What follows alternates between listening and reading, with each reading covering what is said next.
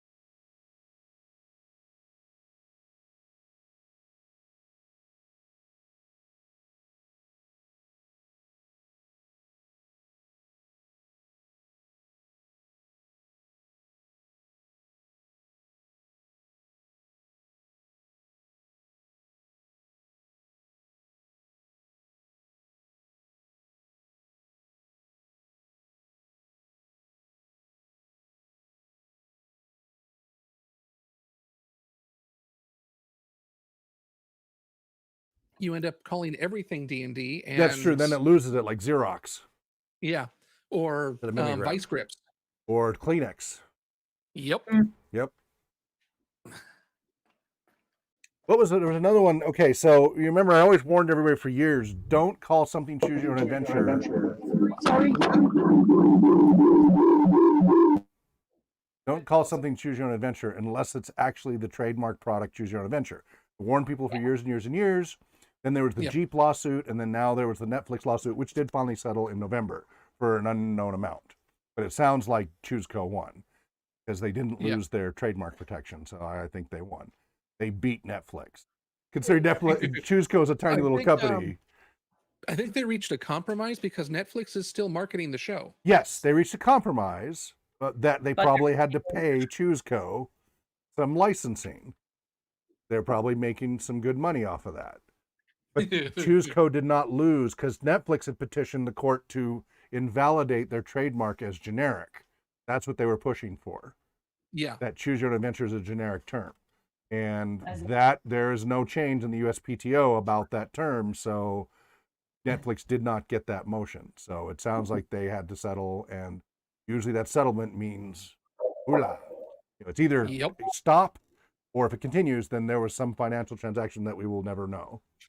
But this is why I'm pedantic about these terms. I know some people are annoyed with me about it, but words have power. That's what I meant. Yeah. That's what I meant when I was exactly on this whole. So there's a recent one. I'm trying to remember. It was just an article or something I was just reading yesterday while I was getting all the PBS stuff ready. That there's another one. What was it? That I was like, uh-oh, this is another red flag of people using it as a generic term, but it's a trademarked or risk becoming I can't remember it now, but it's along the lines of these choose your own adventure type stuff. I'll have to, I think I wrote it down somewhere.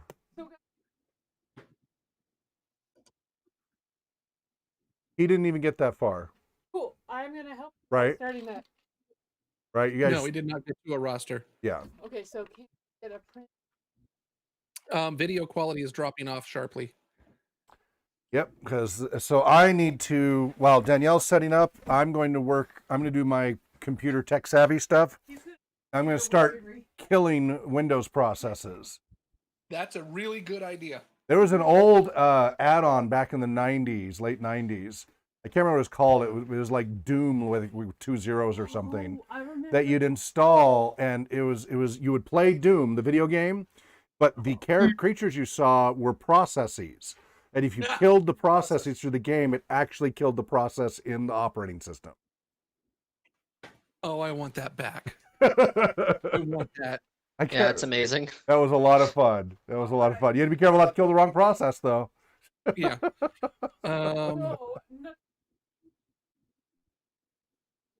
She's been working on it, right? Yeah, I've been working on it. It shouldn't take me long. She's got time, Just because David won't be here for probably another 15, 30 minutes. Yeah. I mean, I can look and see. I might have something. Yeah, and I read the intro. I did the intro of the town and background and stuff, so we kind of had all the prep there. Yeah. I just went to D&D Beyond and created a whole bunch of characters just because I do silly things like that. Yep. Yeah, I feel like at some point I need to just make a bunch to have them in my back pocket. You know. I guess I have my old characters, but they're obviously I've played them, so now they're all like right. Video quality is much better. Is this one? Sure.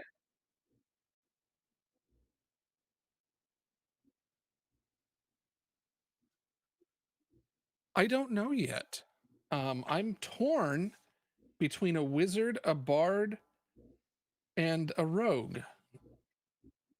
Oh, I think I want to be arrow fodder. Okay, and what did I say about play what I want to play, not what I think I know to. Yeah, don't worry about party balance, everybody. No, I'm not worried about that. I'm just saying this for Natalia wasn't here for this, I think. Pick what you want to play. Don't worry. Yeah, I'm sure you've heard me lecture this, but do not worry about party balance for this game. Pick what is the most fun for you as a player. Don't worry about if it's 2 clerics or 2 thieves or 2 fighters or 5 bards or whatever. Play what you want to play. You guys will make it work. And it's more creative and fun when you break out of the tropes of the fallacy of party balance, which, by the way, Danielle, what are we talking about? What are you talking about on the RPG Talk Show this Thursday?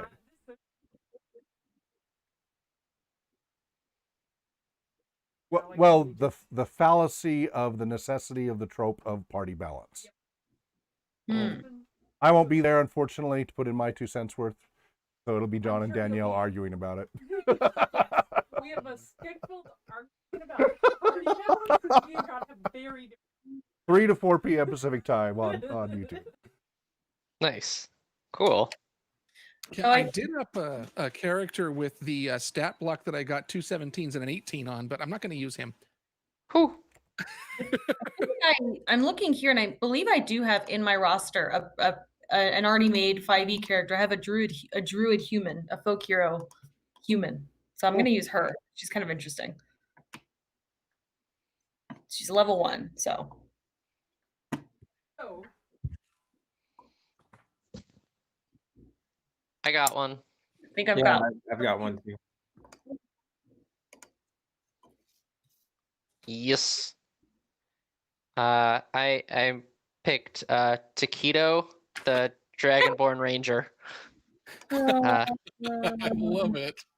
I've never played Dragonborns. I've never played Rangers, and they're a class that I want to learn how to play. That's a so good it'll be fun. combo. Dragonborn Ranger is a lot of fun. That sounds Dragonborns Yeah. are interesting to play. I'm excited. My HP 11. That one of the best additions was when they brought the Dragonborn. I think that was one of the good ones. A lot of fun.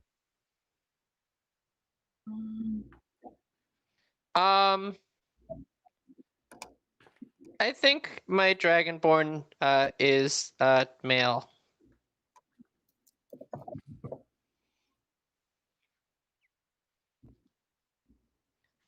It's a Dragonborn. It came with scale mail, which might be a pun. But that's what it gave me when I built the level 1 character in D&D Bond. 16. Which Dragonborn derivation are you? Which branch? A black dragon felt kind of salt marsh appropriate, like some acid. Okay, cool. I don't know if I'm allowed to have one, but I will if I can.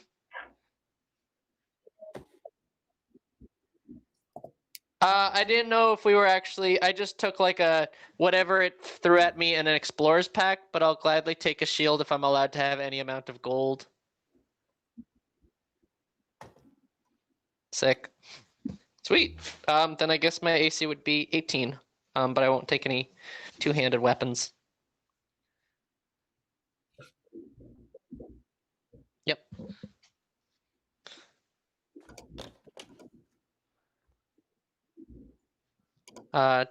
My move is 30.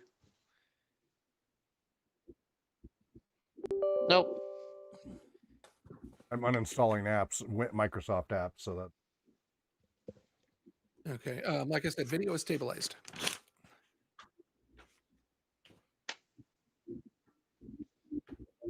I just went with what it came as standard, so I've got a long bow and short sword.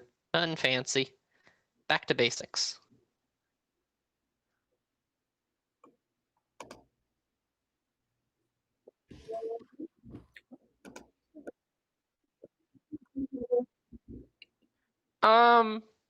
Nothing crazy. I took the background of being a mercenary, and I'm gonna try to figure out how I can use some of the general rangery stuff, being able to have a favored enemy and a favored terrain type, and kind of playing into that. Excited to keep it fast and loose, and kind of to what I would think a ranger would do. Natalia, so they are authorized to use the Salt Marsh additional backgrounds if you wish to. Okay. If you need, do you know what they are? Do you need me to run them by you again? I do not know what they are. Okay. Black dragon? Yep.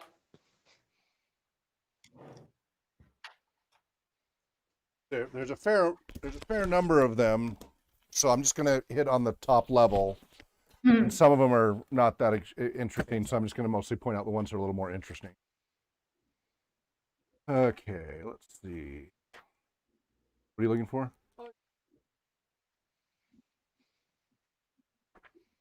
Hey, Jordan, Yeah. Are you ready for mine?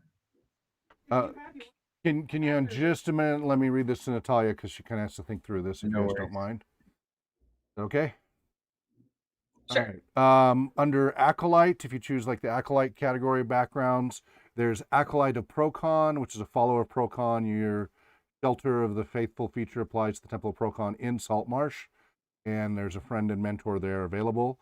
Or Missionary, if you revere a different deity, you own a small building in Saltmarsh that have been charged by the elders of your faith to establish a shrine there. Under Charlatan, There's specific contacts if you pick charlatan, but nothing distinctive other than just some specific contacts. If you choose criminal, there's specific contacts, though there's no special features other than specific contacts. Under entertainer, bards and performers are always in demand in Saltmarsh, and you can use your by popular demand feature to find work at certain places there. But other than that, under fisher, you have, so there's a new one, which is fisher. So you spent your life aboard fishing vessels or combing the shallows for bounty of the sea. So it gives you skill proficiencies in history and survival, language, one of your choice, and equipment, fishing tackle, a net, a favorite fishing lure, oiled leather wading boots, and a set of traveler's clothes, a belt pouch containing 10 gold pieces. Feature is harvest the water. You gain advantage on ability checks using fishing tackle. And then there's fishing tale. You can tell a compelling tale, whether tall or true, to impress and entertain others.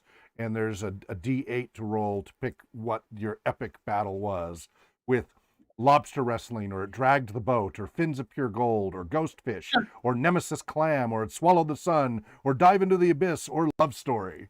So those are fun ones. Yeah, very salty stories and very pirate and fisherman based.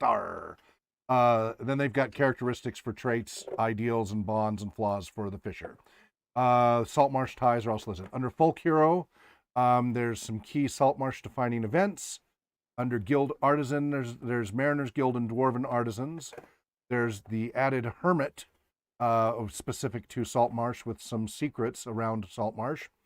Then there's marine. You were trained for battle on sandy beaches and rocky shores. You've launched midnight raids from swift ships whose names evoke terror in the hearts of your adversaries.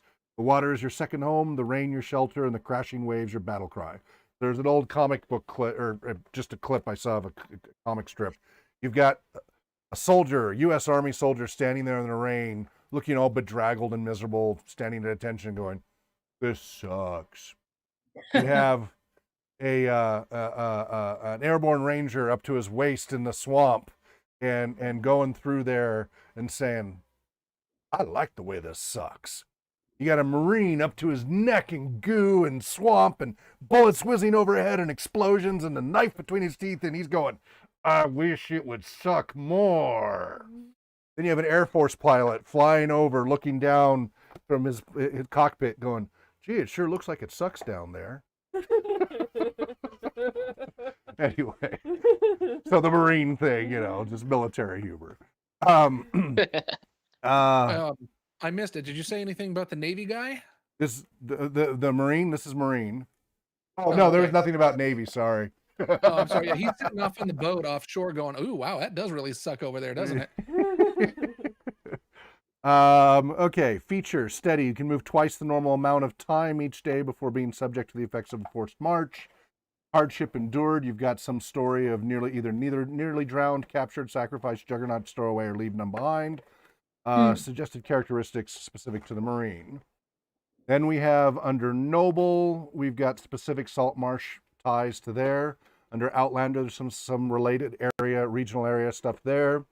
We've got sage with just contacts. Oh no, under sage we have either historical researcher or arcane seeker. Under sailor we've got local sea dog or traveler from afar.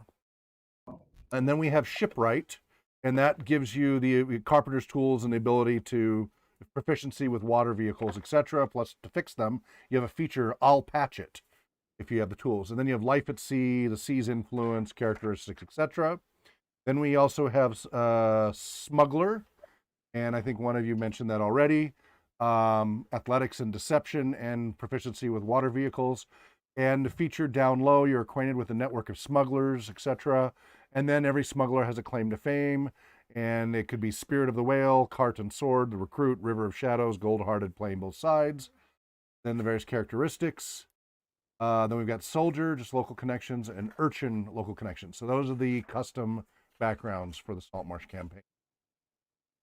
Interesting. Not required, just if you want to have a little local flavor. I think so. The character I'm kind of and this is a basic character that I had in my documents, and I'm kind of reworking this one, like re-rolling essentially all the stats, just to kind of give it a little bit more flavor. Sure. I want to go with folk hero because this was already a character labeled as a folk hero. I'm just going to roll a d4 to see And do you want to be a local folk hero or just the standard out of the player's handbook? I think I want to be a local folk hero and use the salt marsh to find the end. So here, let me give you the description for the Salt Marsh version of that. hmm. Salt Marsh has long relied on its local people to rise up and deal with threats to the village. Only recently has the king taken more than passing notice of the area. You are beloved by the local sailors and fishers for your heroics, though the newcomers to the region, primarily members of the town guard and the dwarves working the mine, know little about you. Create an event that prompted your rise to heroic status, or use the table below to tie your background to events in Saltmarsh. Use this table in place of the defining event table in the player's handbook. So it would be a D4 if you want to roll it. Or you can pick one. Okay, go for it. And you can always say, I don't like it, let's re-roll. 2. That would be... Okay. A terrible accident almost caused a fire that would have destroyed the docks if not for your heroics. You still bear a few scars from the... and have yet to pay for a meal or drink in town since. Ooh! Nice. And then this is a name you'll want to know. Edda Oland. So EDA is the first name. Last name is Oweland. Okay. Owner of several fishing boats in town, held a feast in your honor. You know, I'm going to keep that one. That's a good I've seen one. it. That's really good. These are the backgrounds, yeah. No, but I meant Or drink. She's never had to pay for food or drink ever since saving the docks from burning, and has the scars to show it. Mm-hmm. Nice. Cool. That will definitely make things a little better for the party.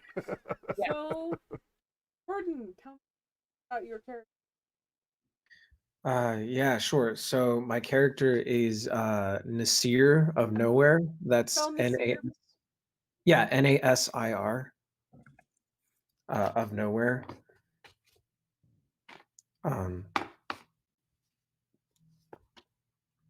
Tiefling bard. Mm-hmm. Do you want stats or background first? Maxi. HP 9. 13. Or what type of barbarian?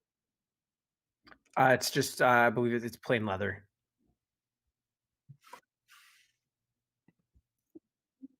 Do you have a shield? No shield. I don't believe I'm proficient with shields as a bard. Or a shield? Me too. A pile of dead bards. How fast can you move? 30 feet. Oh, do you have any? Yeah, dark vision up to 60 feet. And resistance to fire damage, if you need to note that as well. Resistance to fire damage as a tiefling.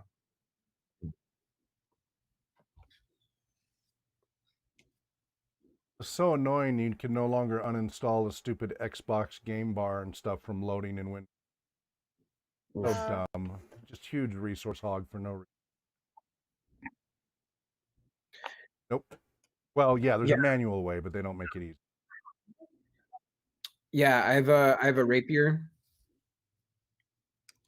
And I mean a dagger. I don't have it equipped, but there could be an instance with two weapon fighting, but not really. Probably not the way I'm thinking of playing it.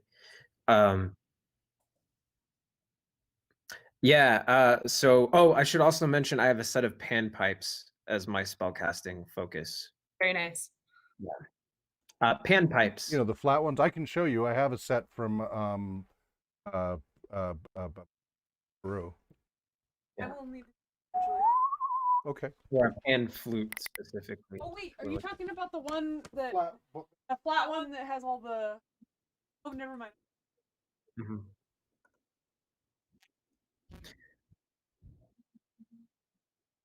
Oh yeah, it's criminal and spy. Nice. Yeah, he's. I give you a little backstory too. That would be, I guess, important of note.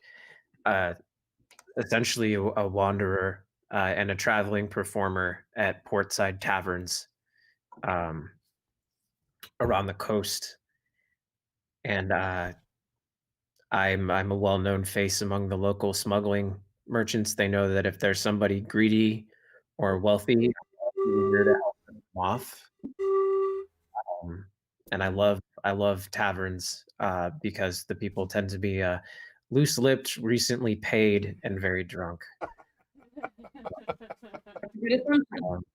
But my goal ultimately is to I am a heart of gold kind of criminal. I only steal from those I think have some money to give around, and I'm hoping my every hire leads me to a greater purpose than just my sort of nomadic lifestyle.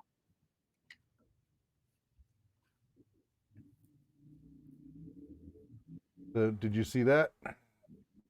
Yeah, that's exactly what I had in mind. Yep, exactly. I love panpipes. This is a nice one too. There's a lot of notes. That's a lot of notes. Yeah. Beautiful sound.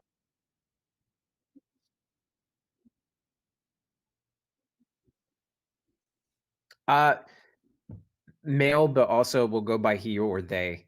Is fairly fluid, but identifies more male.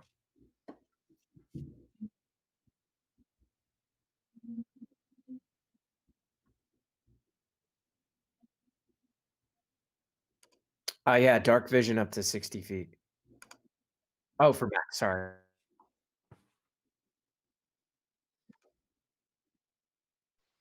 I don't, no special vision.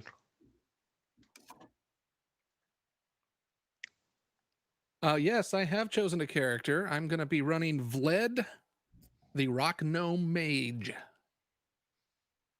VLED. Vled. Blood. Vled.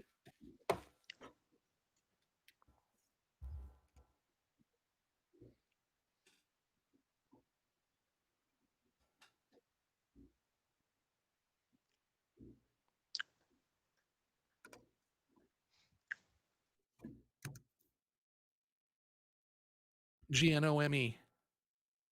Gnome. Gnome. Gnome. What's that? Him. He is a boy. No. What was that? 7. None. AC of 11. You don't have your clip microphone on, but they're having trouble. Moving. That could be it. Hey, that's better. Oh, amazing. A microphone can do that. Where am I? Okay. AC 11. Field. No shield.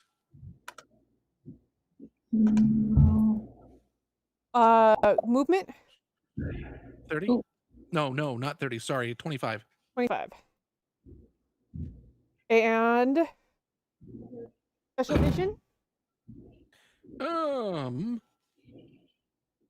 Dark vision, 60 feet. Okay, weapons. Quarterstaff. And a sling.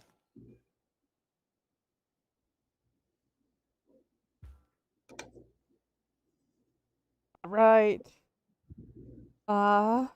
Background, homeland, anything special about your character? He's obviously from out of town. And his background, I took the criminal spy background for this particular one. I'm thinking Vlad got kicked out of his rock gnome tribe because he didn't do very nice things to someone that didn't do something nice to him, or did something nice, not nice to him. And yeah, he got back throwing at a few more negatives in there. Yeah. Negatives. No, he did something to someone who was bad to him, and people didn't see that, so they like threw him out. Perfect. That is everything. Hell yeah. Have you figured out your character? Yes, at least mostly. So I should be good to at least begin. My character is named Mirka. That's spelled Mircea. Okay. She is a folk hero, a level 1 druid, a human. So she does not have dark vision. Her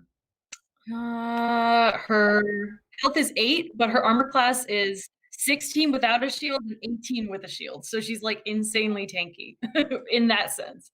So hard to hit, but kind of squishy when you do hit. You said Um, HP is 8 HP is 8. and movement. 30 feet. Right. Special visions at all? Not I don't think so. Not as a human. okay. And your weapons. Scimitar and a quarterstaff.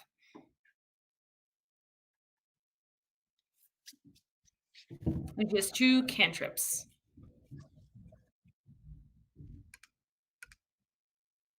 2 cantrip. Yes. She has. Do I tell you what they are? Let's go with nah. Okay. And then I don't have enough space, and I don't know what David's gonna just setting it up.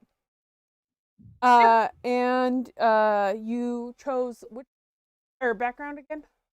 I'm folk hero, and my Folk- folk hero story specifically is that I rescued the dock, I think, from a potentially disastrous fire, and Yeah, now it in was this burning. It was burning, and you was rescued the burning. docks. I Yeah, rescued. the livelihood of the whole town.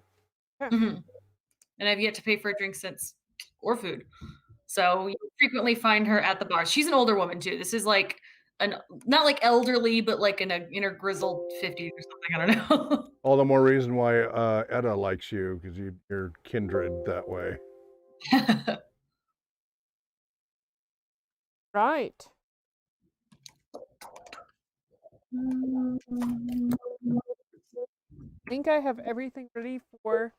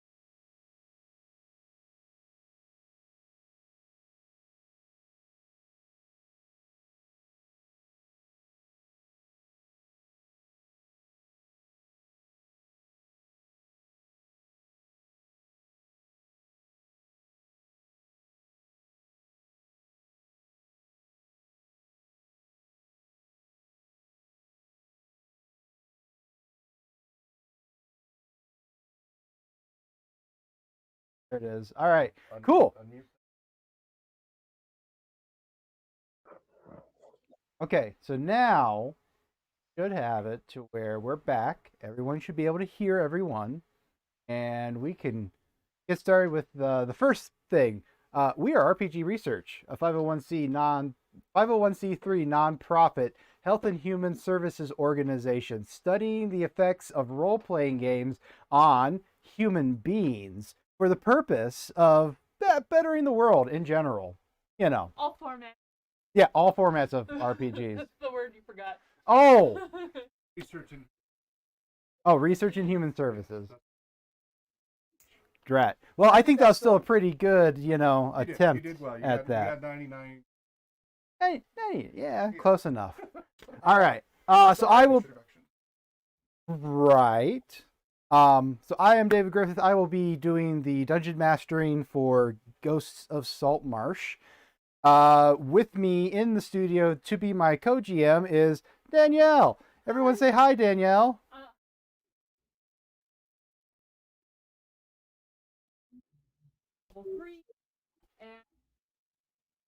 Yep.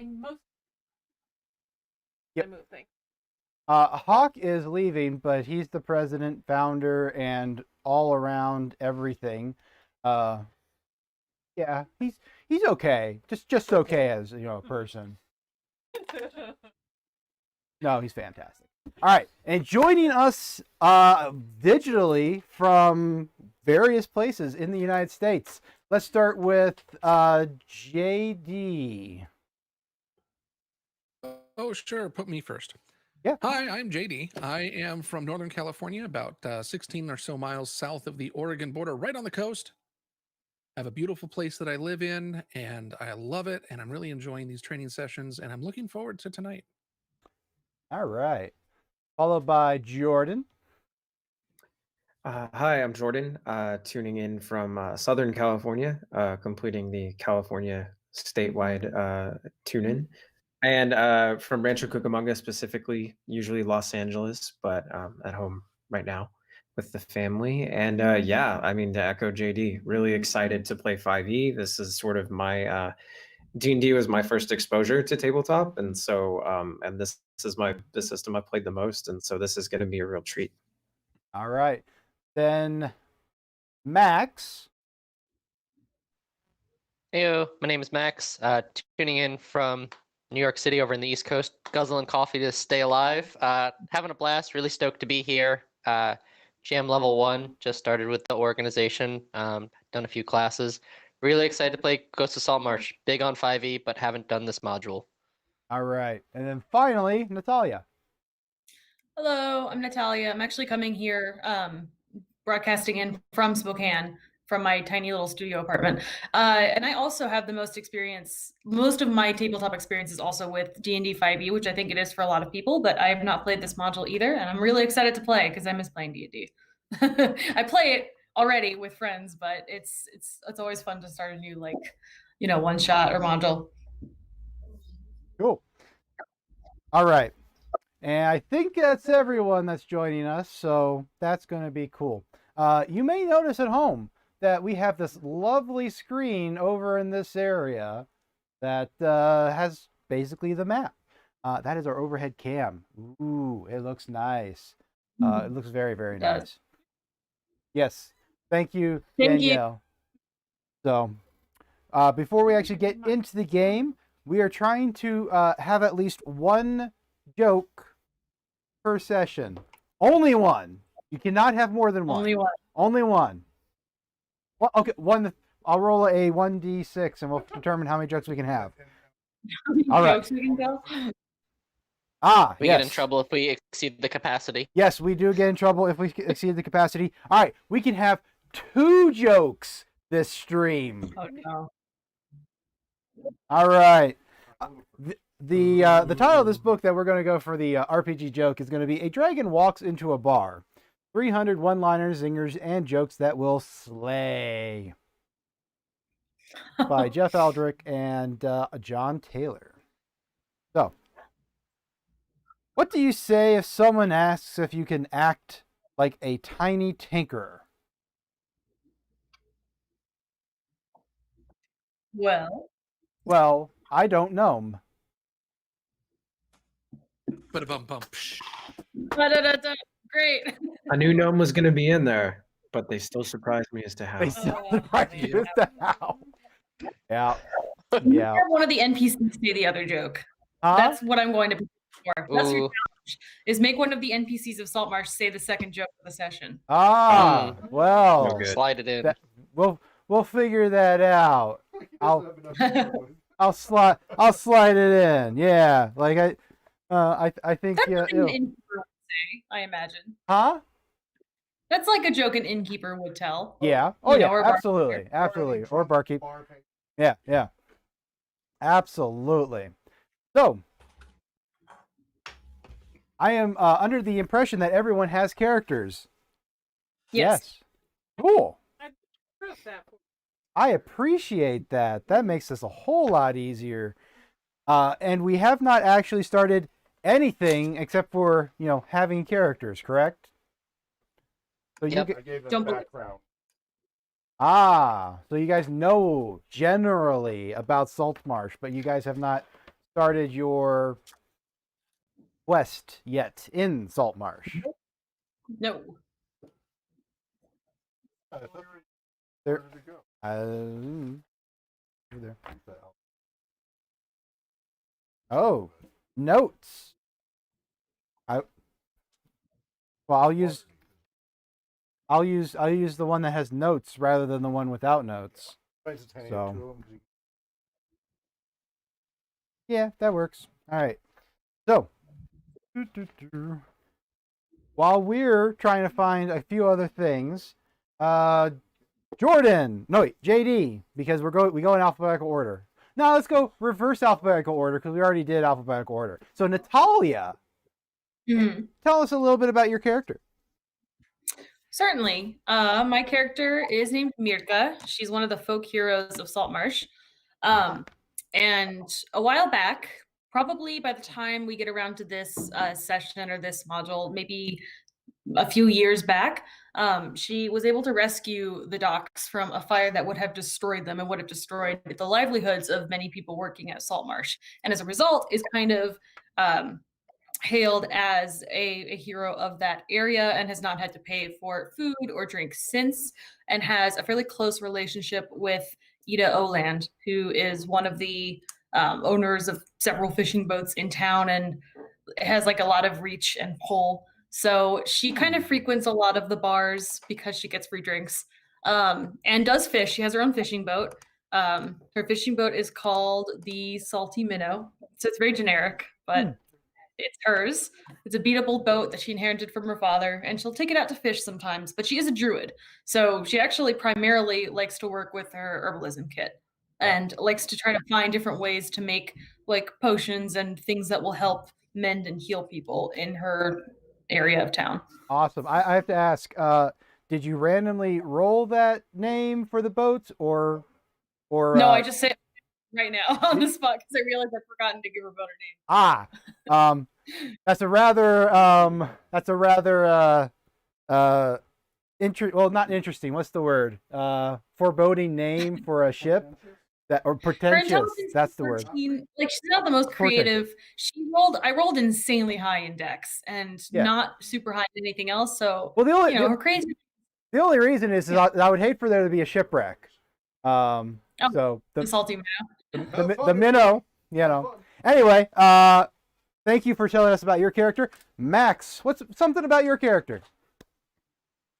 My character is Taquito, the Dragonborn Ranger. He's a hard-boiled pet detective, and as any good pet detective knows, any detective worth their salt would know that marshlands are the most biologically diverse ecosystem. So he's excited to be visiting. Excellent. Nice way to knowledge in there. All right, JD, tell us something about your character. Well, Vlad the Rock Gnome is nominally a mage, but he thinks he's a bard and can be found in local taverns, adding his high-pitched voice in something resembling harmony to the performances that are happening. Love it. I love it. All right, and then finally, JD. That was JD. Oh, Jordan. I'm sorry. Or you're all good. I'm playing Nasir of Nowhere. I'm a tiefling bard with a criminal and spy background. I'm a wanderer. As I told the rest of the party before, I enjoy going from tavern to tavern in a port town because taverns tend to mean people who are drunk, loose-lipped, and recently paid. But one day I hope to work a job that gives me a little bit of a greater purpose in life. But thus far, I am of nowhere. Yeah.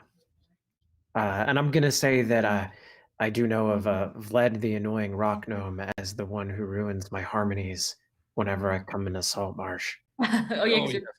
you're Absolutely. bards. And I'll say that I think because we both took the criminal background, perhaps we contact once or twice to work a job together.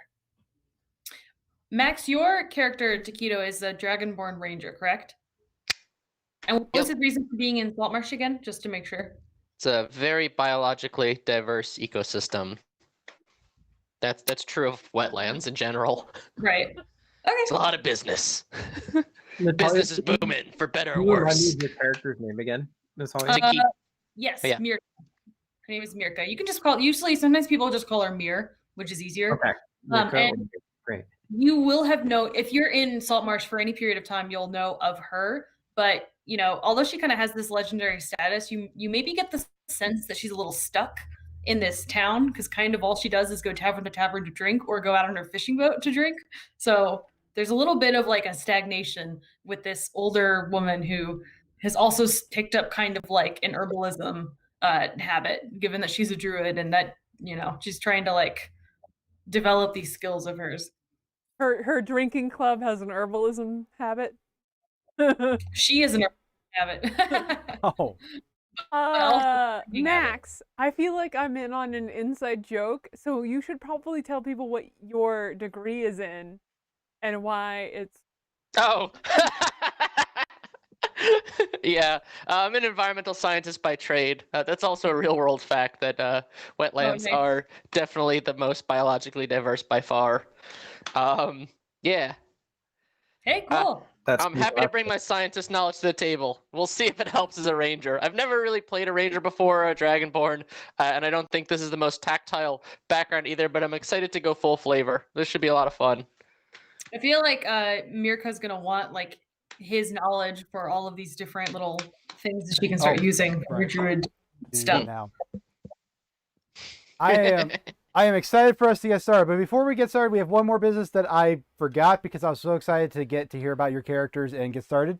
But because of my work schedule, I'm being delayed, and we're wanting to start at 7:30 and go until 10:30 rather than everyone have to wait for me to get here at 7:30 just through January, and it'll pick back up to regular times whenever we start the lecture again, February 1st. I'll That's just probably be one doing the quizzes. Cool. So that way we're not just having you guys stand around with them, or we're not switching GMs too much while we're waiting for me to get here. So that way it's easier for you guys. Yeah. But I'll probably be here at like 7:15 at the latest. But that sound good for everyone? So show up online about 7, and then we'll start, awesome. And everything should be good. All right. No problem. That is just through the rest of this month. Next month, February 1st, that's when we start back into 6:30, and Danielle will probably be covering those question periods until I get here. We'll be at session 1 again, which also means that everyone should. I'll probably be emailing everyone to see what sessions you want to run for the upcoming one, if it's your second time going through. Oh well, except Max, obviously, who's still getting it his first time. But like JD, Jordan, Natalia, you guys are going to have to run games and not just play with them. Sounds All right, we should be good now. And so Yes. let's get into this wonderful adventure in Salt Marsh. Now, having heard about your characters, 3 out of 4 of you are frequently found in a tavern. So, huh, What trope are you gonna pull on, David? I think I might go with the party starts in a tavern trope. Oh boy, where else? Where else? What else? Well, Chalk the name and of off, this chalk and wonderful off. tavern is called the Wicker Goat. Oh. It is the oldest tavern in town and is owned by Lankus Kurid, an old retired officer from the Kyosh army who caters to dwarven miners and town guards. The 2-story building and has sleeping quarters for rent on the upper floor, and it's generally, pretty good.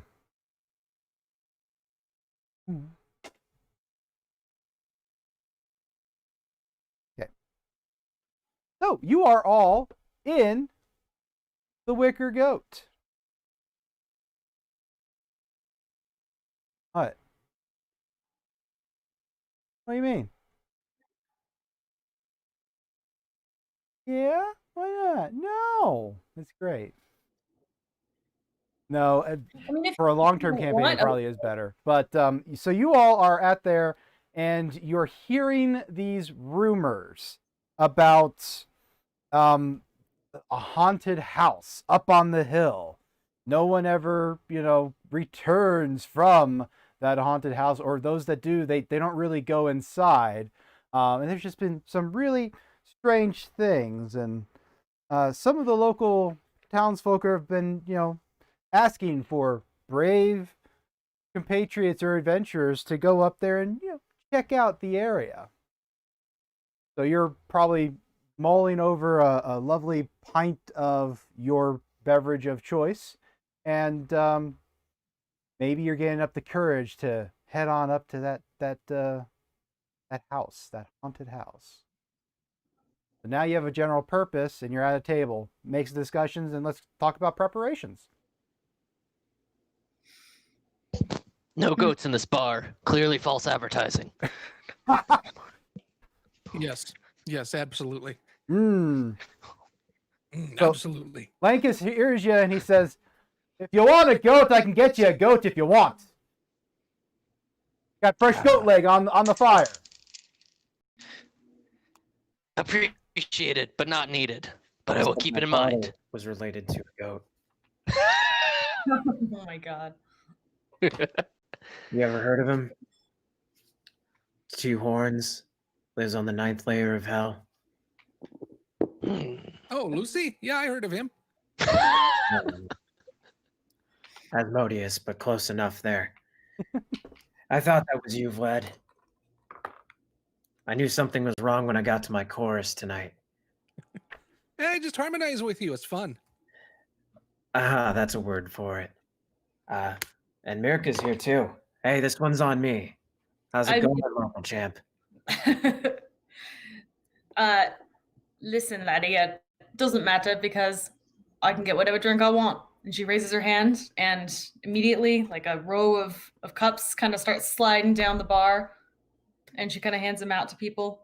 Come on, at You least guys- what a guy look like he's giving. This is like a party trick almost. When people first meet her, when she's in a tavern for the first time with other people, she'll kind of like show off the fact that she can get whatever drink she wants for free. I appreciate it. I just, I have a reputation to reverse curse of having purple skin and all that. I understand you, but I don't know if anybody here really cares, to be honest. That's good. That would be a first. Everyone here is worried about the fishing, and that's about it. Not letting the docks burn down, stuff like that. That's why I like Salt Marsh.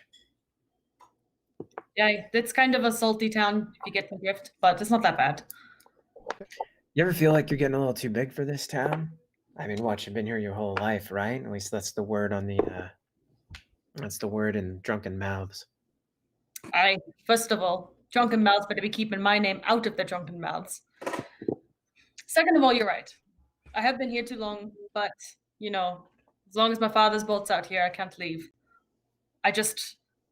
We have a tradition in our family of running a boat until it can no longer go. And the salty minnow's still got a few years left in her. So I don't know. I'd feel bad to just abandon it. My father was like the best fisherman here, but I am not even close to as good as he is. A legacy that ties you to a place. That must be nice. I don't know about nice, but I mean, where do you come from? You never really told me. Nowhere. It's in the name. That's what you always say, but sure. That's it's being a tiefling for you. You grow up an orphan, you walk around where they don't throw things at you, and you learn how to make your living one way or the other. Sounds like hell. Hi. But And no pun intended. good good on you for continuing on with a decent attitude though. You know, it's cooler here than hell, and so I'll take my chances while I've still got them. Think if I were you, I'd be raging at the world. In fact, if I were you, I'd be putting fires to docks. But, you know, I know that wasn't you. You weren't in town when that happened. You don't make good friends that way. No. But, I don't know. What about this house he's talking about? I've heard of it, but not that, you know, it's not something talked about a lot in town.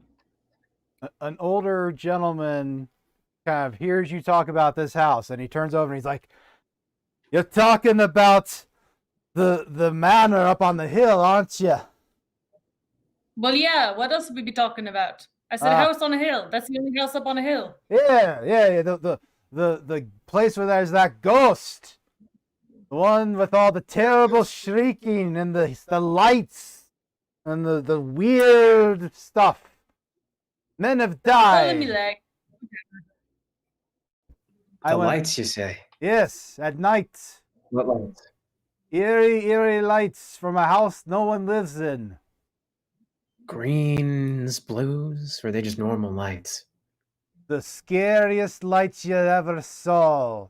They look of pale yellow with some bits of green in the very center. It's almost as if you're looking at the eyes of a dragon shining out through the windows of the mansion. So something like this. And I cast, oh my gosh, what is this? Thaumaturgy.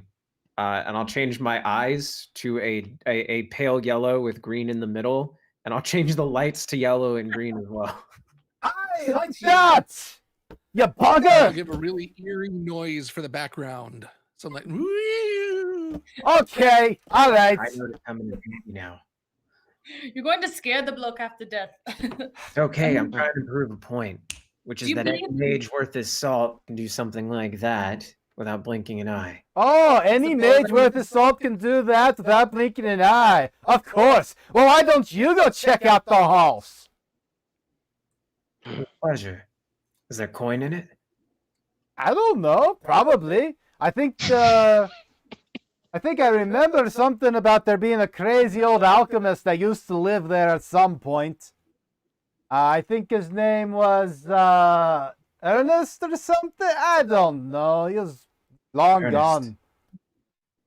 Does that name sound familiar to Mirka at all, having lived in Saltmarsh No, for basically all her life? That name does not sound familiar at all. But you living in Saltmarsh all of your life.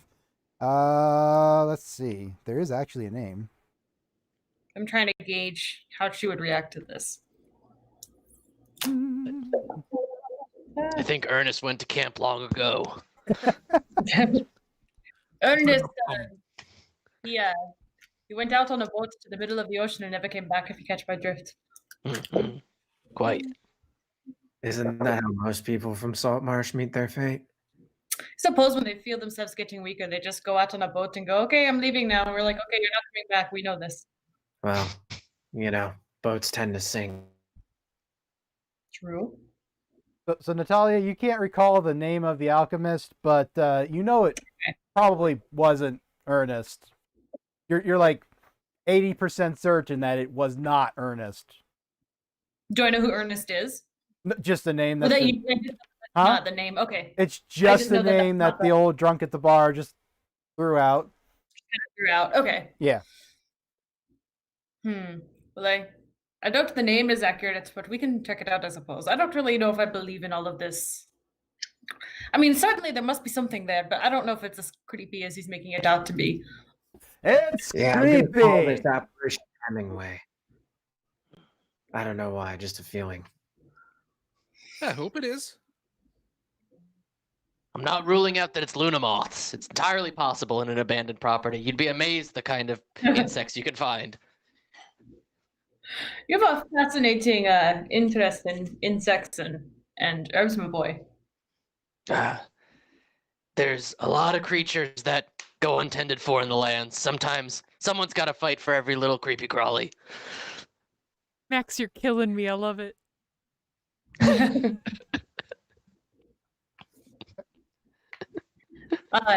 Mirka turns to the bartender and she kind of hails them down and says, "So, if the four of us go check out this haunted mansion or whatever, is there coin in it for us? For them? I don't really care, but they kind of do. Means nothing to me, but means something to them."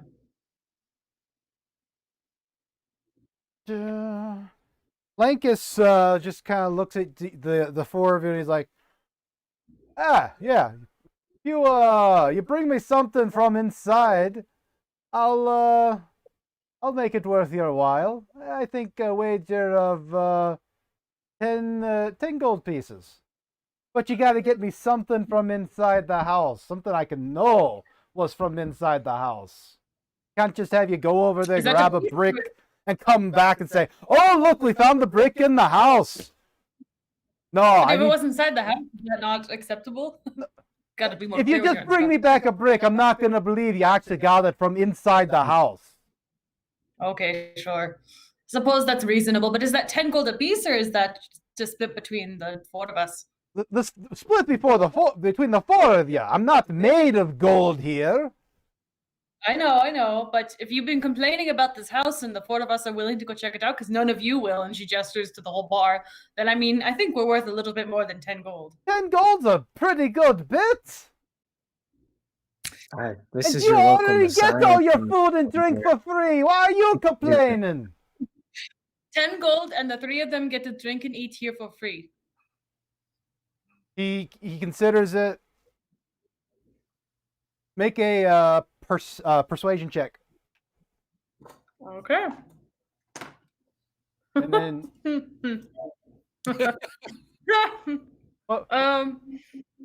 is that's charisma, is that not? yeah, that's charisma based. Entirely charisma based. That's a 5. Lovely. Jordan, you were trying to say something and I kind of overstepped you. Sorry there. What were you going to say? Oh, it's all good. I was gonna say, I think you can do a little better for your local hero. Without her, you all wouldn't even have enough money to drink at this bar anyway.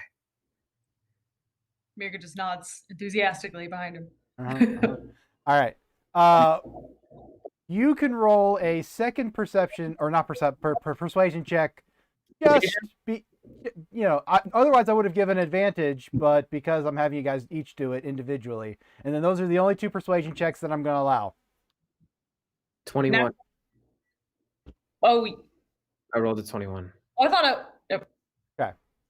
Or was that one for me or for Natalia to roll? I wasn't sure either. That was for you to roll, Jordan.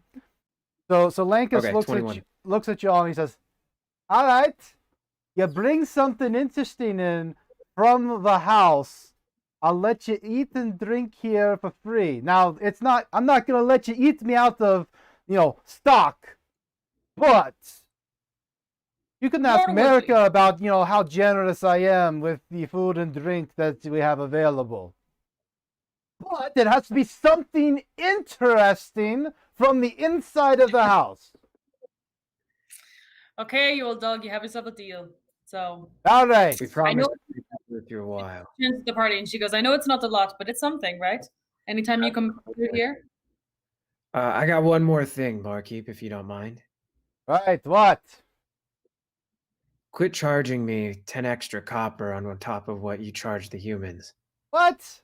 I never perform do fair, such don't a I? thing. All I'm saying is we can all be friends here. I just want to be treated I fairly. wish I was charging you an extra 10 copper. That's an extra silver every time that, I'm having you order something. An extra silver that's worth it, but I'm not doing it. You're paying the same price as everyone else. Just making sure. Right. Well, go off, bring me something interesting from the interior of the house, and then you don't have to worry about me charging you an extra 10 copper. Make sure you don't charge the next tiefling any extra either. All right. There's set prices here in this tavern. All right? They're right there on that board right behind me. Are there any different for you? No. Are there any different from Seamus over there? No. Both of y'all, just give me the money and I'm good. I'm not overcharging you, tiefling. But if you keep at it, I might. Okay. Listen, mind your blood pressure, laddie. I know that you had a scare last week, so let's not go into this. I say we just go to the house before things get dicey. Sounds good. Must have been confusing you with another portside bar. Right. How could I? Can't know what that is. Somewhere. There's another one. Right, but bring me something interesting from the house. Okay. You got it. Be the most interesting thing you ever seen in your life. I don't know about that, but we'll try. I look forward to it. Shall we? Absolutely. Let's go do this. Does it happen to you a lot this year? The issue with the barkeep and paying too much for a drink? I guess that's a question for David. Does it happen to me a lot? What is Saltmarsh like in its treatment of tieflings? It's a very Is it like tolerant. morale? It's a very progressive shanty town. Yeah, to my knowledge, it's pretty progressive and it's fair treatment. Generally fair treatment. As a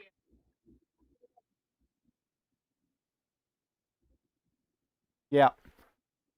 Oh, cool. Yeah. Okay. Yeah, I think Mirka's interpretation and billing of Saltmarsh is that everyone is too kind of grizzled and like obsessed with their way of lifeness or like their way of making money to really care too much about who people are as long as they pay coin. Most people are too concerned with making their ends meet to be able to have a lot of prejudices for others. Okay, cool. Like there might be a little bit of a side eye to like an orc or a goblin, but that's also because generally they're more of the bandit styles. But that's about it. There's a reason behind it, not just you look different. But they're also not going to necessarily treat you differently. They're just gonna watch you a little bit closer, but not that much. They have their own thing that they got to do. Not so much a problem here, but you'd be surprised, especially if you hit some of the bigger port towns or the elven ones. Oh, I've heard the elven ones are really bad, so I sympathize. Yeah. Really pretentious. Not a fan. It happens. Your ancestors make a deal with the 9 hells. It's doesn't look good on you. Well, a lot of us are defined by what our parents were, but you gotta break free from that at some point, right? That's the idea. Yeah. Well, I got you a lot free food and drink if we can go up to that house and bring back something interesting. So, shall we? Obliged. Before you Yeah. Do this.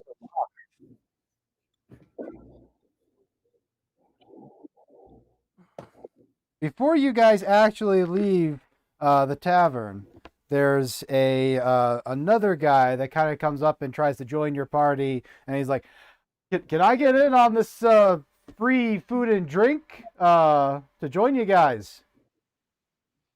Who are you, laddie? My name's Ned. Okay, and what can you do? Uh, What's your skill? I mean, I can hit things, and I can look Sure. look around. Okay, show us. Hit something Uh, with precision. Not me, not me. Not a person. uh, Hit the thing. so he looks at the wall and he just like punches it, like not lightly, not hard, but like just punches it. Well, I'm underwhelmed. Do you have any precision? Can you throw a dart and hit that dartboard over there? Got any that- skill with a blade? That I can do. That I can do. All right, all right. Oh. Let's see. And then he picks up one of the darts and he throws it, and he gets a bullseye. Oh, See, okay. I'm not useless. What is he? What's his class? What's his race? Can we tell what his class is Oh, he's- potentially by the way he's dressed or what he's He's carrying? human. He's kind of giving off that. Yeah, he's kind of giving off that salty, earthy person. You've probably seen him around, not necessarily going in and being the most talkative individual. Just mostly gathering in town, getting his drink, his food, and keeping to his own person. Would I recognize this guy from any of the smuggling organizations around town, or is one of my contacts? Oh, good point. Make me. Perception. No, an insight check. History check. No, make an No. insight check.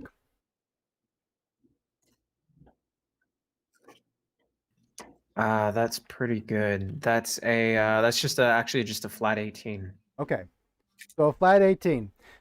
He looks the type. He's not specifically one of your contacts that you would have gone to, but he definitely looks the type of individual that you would have dealings with at some point. Got it. Well, I think he's the type of gentleman who has some skills for hire. I agree. I think we should bring him. It's a lot easier to divide 10 by 5 than 4. I mean, don't follow, but I concur. Yes. As long as he doesn't hit me. I guess it At Do you know some point, someone's gonna hit you, Vlad. Yeah, at some point that might happen. Especially if you keep singing so off key. Okay. So I give him a little wink so he knows I'm kidding. I kind of look at him like, is he really kidding or not? Mirka turns to Ned and she goes, I mean, do you know anything about the house? it's creepy and it's creepy.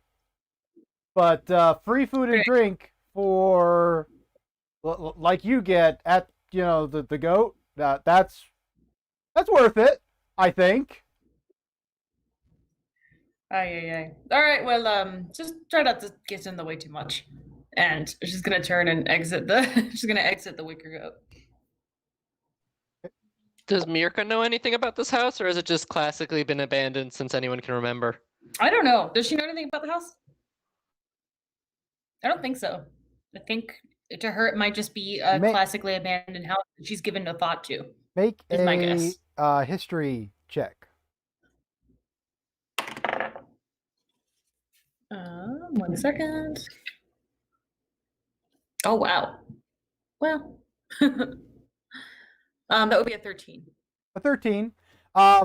Basically, the information that was given to you guys by the drunk at the bar, that it was a house of a just recluse alchemist, name unknown to the annals of history, did live there and did do his work, his experiments there in the house. Yeah. That's about it. So that's accurate. Don't really know his name or anything, but he made a decent living enough to own a house that size and up there. So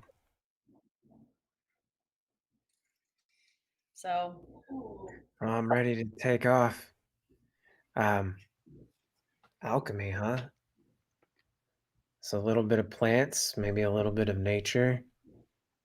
What about you, nature boy? You have any experience with alchemists? Nature boy. I I tend to avoid true alchemy.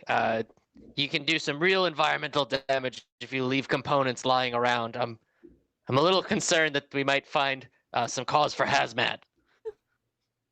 You sound like a man of unscrupulous moral character. You said your name was Taquito, right?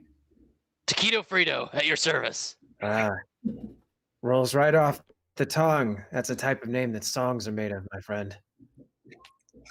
I can't wait to sing that one. I look forward to it. Thank you. Yeah.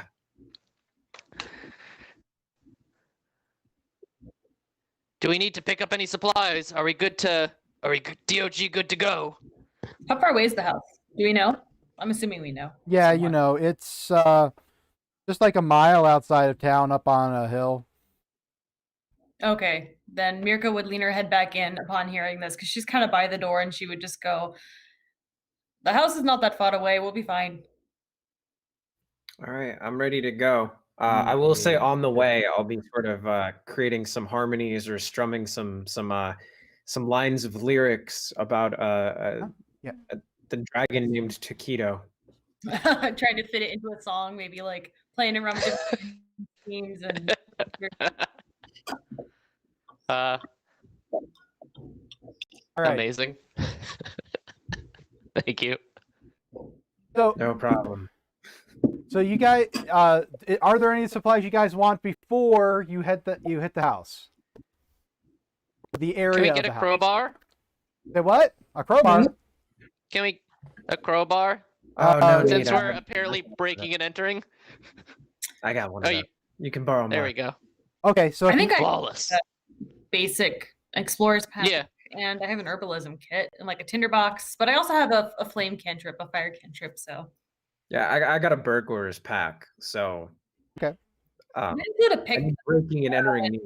Would that include a pick locking kit? Yeah, It does. I have thieves' tools. nice. love it. That should probably be plenty. So if you guys wanted to pick up a, I have one. oh, what was that, JD? Vlad pulls out a tiny crowbar from his pack and says, "I have one." Yeah, you think I'm dangerous? This gnome is full on unhinged. Turn to him for all your crowbarring needs. Keep that in back of mind. Yeah, crowbar's good for unhinging things. Yes, yes. This There's party somebody certainly looking is good. unhinged. I don't carry it around all the time. If you guys actually do want to stop somewhere to pick up some last minute supplies before you go up to the house, there is a store that's just called Winston Store.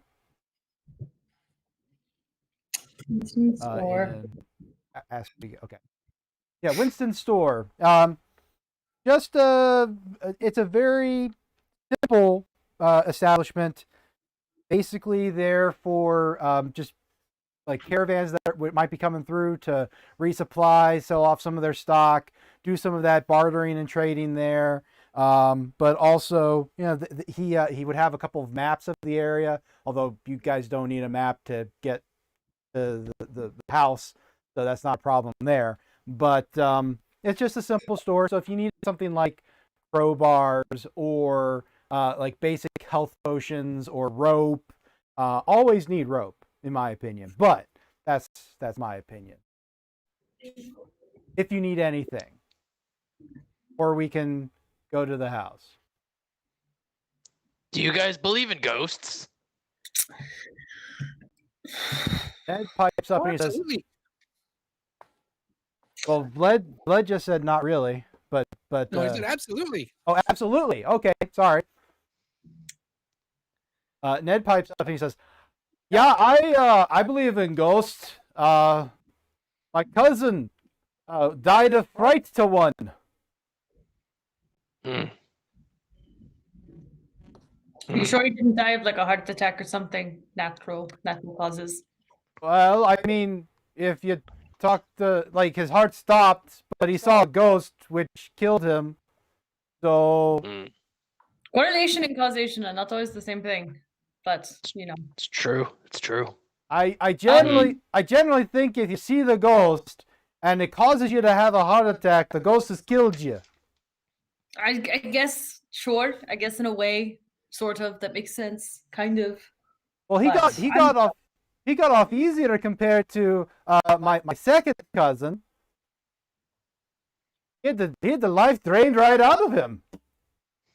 By a ghost, that can't happen. That sounds disturbing and vaguely magical. Well, yeah, it's ghost. I heard that all dogs go to heaven, but I guess that truism doesn't follow across the board. Maybe we get some holy water or something.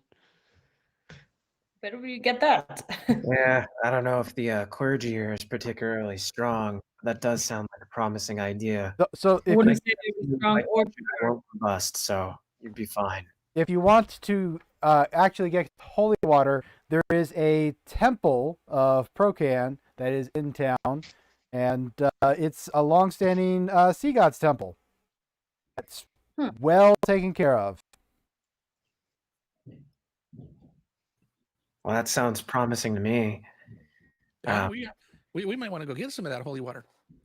Yeah, and you've got sway with the locals, Mirka. I'm sure they'd be happy to bequeath some holy water on one. So I, oh. you know, as a general rule, I really don't like going near the church or the temple or anything like that because fair there's point. a little bit of an incident a few years back that involves like a flask of wine and like a goat, I think. But sure, let's go and see what happens. I'm sure my parents could relay a very similar instance. I will not ask what that means. Nothing. It's a passing tiefling joke. I see. Asmodeus, goat horns, you know. Yeah, sure. Okay. Sure. Let's go to the temple and Okay. see. We can dig up some holy water for these ghosts. Along the way, I will share my song with Taquito, which I've written the opening lyrics for. Heck yeah. No. I really have. I can share them if we have time. Let's do it as we go along. I mean, if only if we have time. Well, let's take a break here because we're at the point where we should take a break, and when we come back, we can have our intro joke back being the lyrics, unless they're actually really good, which they could be. In which case, I'll have to then pull out another joke. So. Oh no, they're cheesy. Okay. They're appropriate cheesy. All right. Good. But we're going to take our 10-minute break here. Come back, and we will come back to the Temple of Procon. Woo! Awesome. All right. Nice. Heck yeah. And Right on. See you in a sec.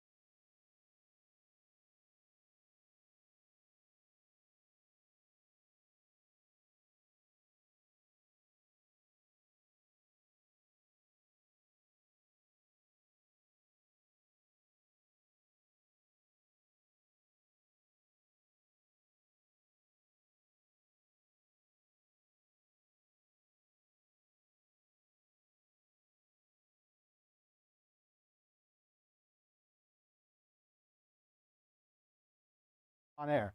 But we're live now, and we're back. In the break, we were talking about names, how you come up with them, and what you should do, different processes. We should have went live for that because there was some good information and, kind of just like tips and tricks that we could have done. At another time, we'll probably go into that. But for now, let us return to the world of Saltmarsh as you all are heading to the Temple of Procon, which is a long-standing sea god's temple that is very busy, obviously, with this being a port town and whatnot. So everyone wants to try and curry favor with the sea god. You would know that it is led by a one-legged former whaler. His name is Welgar Brinehanded. Well, America would know. Welgar? Welgar Brinehanded. He's older. Oh yeah. Oh Older, yeah. probably. And his, Okay, so go ahead, sorry. he might be only a little bit older than you, but still older. Oh, okay. He's a human. Still older. Yep. Like maybe 60 something. Yeah, not I mean older. Yeah. Not that.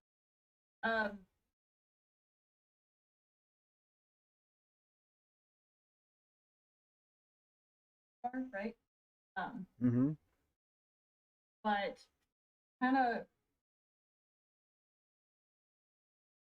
Tunic and her scale mail, her approaches again, kind of clears her throat awkwardly and goes, America?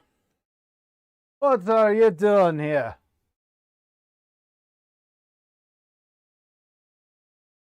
that's behind me. That's people behind me, a bit of your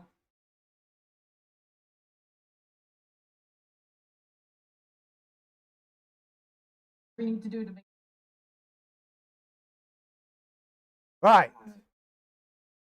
Huh? Battle tested.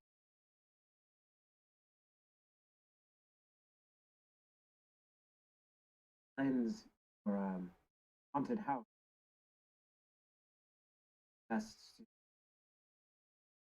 explore your services in the folk, a little less super. the TP. Right. I don't care too much about, a house on a hill, but making them safer at sea, that I'm for. You give a modest donation to the temple, we can very easily provide you with some holy water for your needs. That's not an issue at all. I think 10 gold should cover it. What? Ah, Hopefully by ways of money. I can provide is advertising. Look in the lodge. Have many important detectives.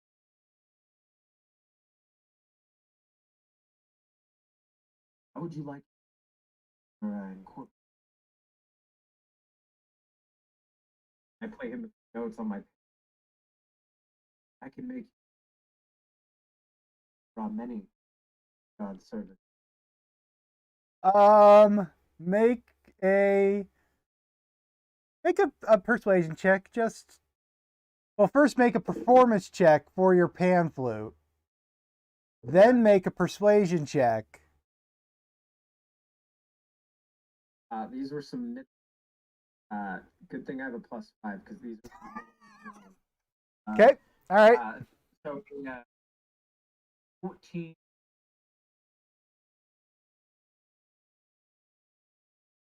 That's not.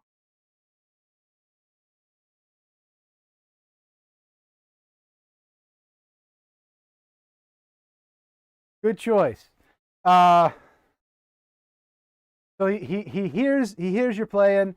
He considers your offer and he's like, instead of me, I'd like you to make some tales of some of the fallen ships that I know of, and the brave men that returned from the treacherous seas, and their brave tales. I would love. All right. Love to commend.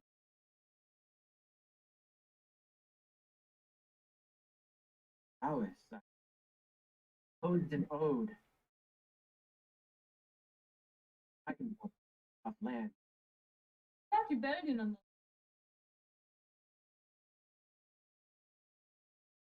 Works fast.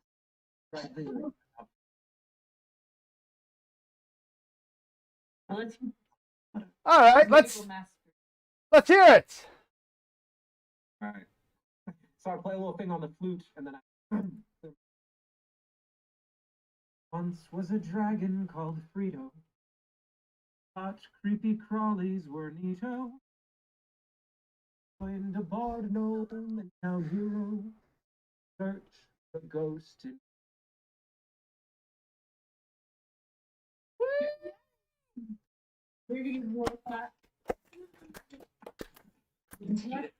I love it.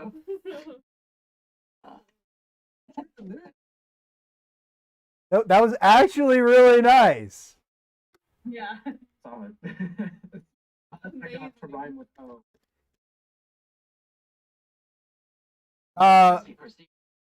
Roll a performance check with advantage.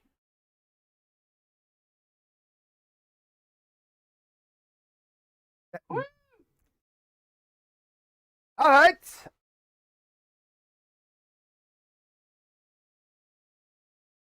$5 because I have to have something, to come into the temple. But $5, and I'll give you 5 flasks of holy water, and I'd like you to write me 5 odes to some of the wrecks that I know, or the torrents that I know, and if you can make a new sea shanty, I might have something extra for you.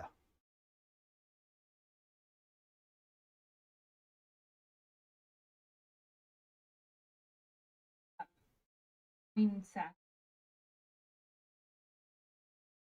You can kind of tell that she doesn't use it a lot because she really buys anything. But she fishes out 5 gold. Priest. The fellow's hand. Wilgar feels it. He's like, consider it done? All right. Well, I suppose. Lines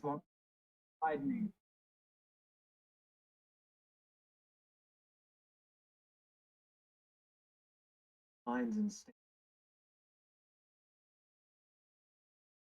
How about after you get done with your business on the house on the hill, you come back, and I will regale you for the entire night of at least 1 wreck, and then you come back the next night, I'll give you a 2nd wreck, and then a 3rd, and then there's you should talk about the time that the Jade Pearl was able to escape pirates with nary a possibility, but they did it.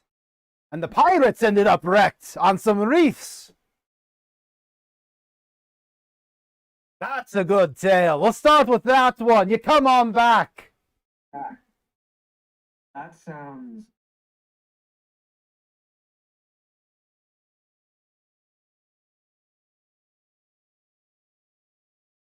Imagine is a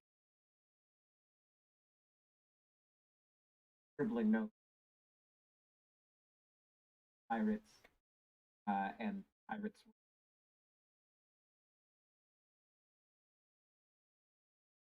I've memorized so many details of this ocean, and it all needs to be, if it can be recorded and regaled later, I'm more than happy to, trade some of my services for yours. happy to.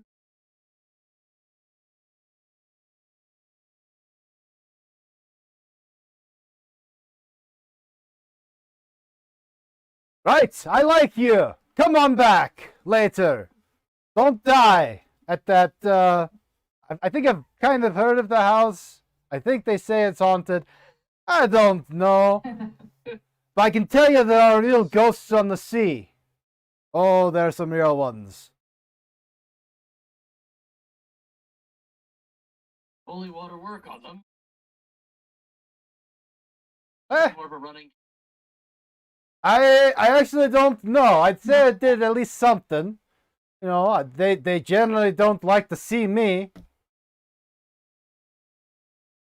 There was one time in my prime when we were out there searching for a whale, and I was there to make sure the ship got back. And as we were coming, we came into this really strange mist. It's a mist that should not have been there at all. And the next thing we know, we kind of brush up against a ship. And on that ship, there were these skeletons, and they had these eyes aglow with red. It was horrifying. And the only thing I could do is call upon my deity's power, and they repelled themselves from our ship and let us go. Captain gave me an extra ration of grog for that. Well worth it.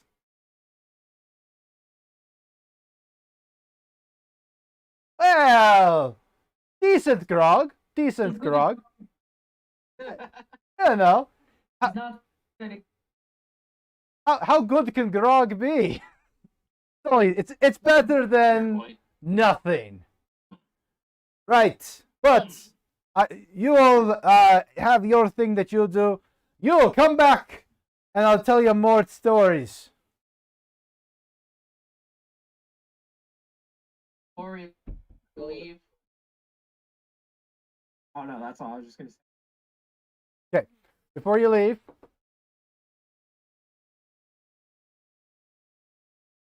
For one gold, and they'll say.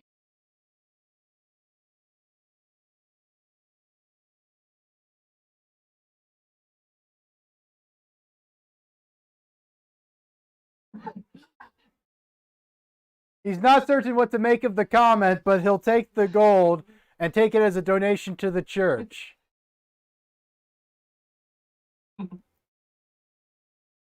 Anyway. Anything else before you leave the town? Nope. Okay. Let's get this.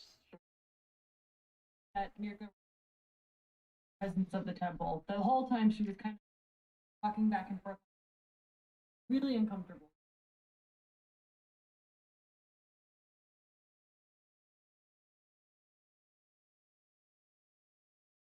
I'm not going to make you roll for it if she's willing to tell you guys that you are able to notice it.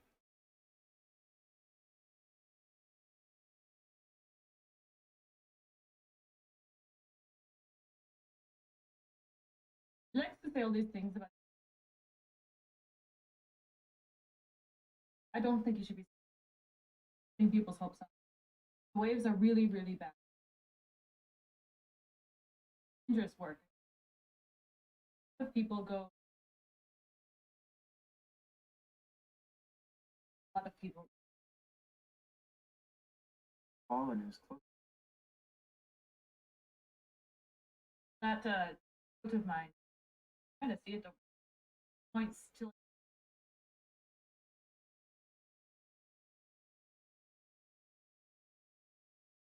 My father's. He's really good. He was really good. One day he him on the boat and him. It's not that I mean regular no amount of money he donates. Doesn't matter. Compose your stories. Honor the dead. Or welcome. Save lives. Told him. Wait.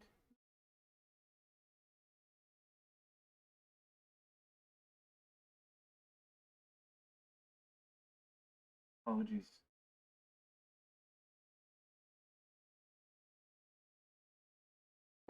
Notes are excellent.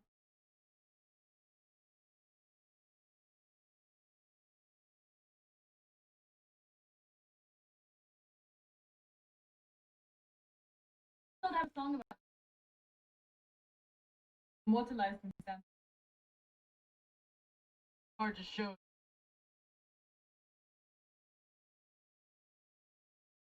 Oddly. I believe it. All up here. Well, all his emotion is in the eyes. I can't really trust that. I'm sorry, not no offense. But nice, yes. No tear duct. A matter of circumstance. Sure. Promises. Actually, Attention. no, why?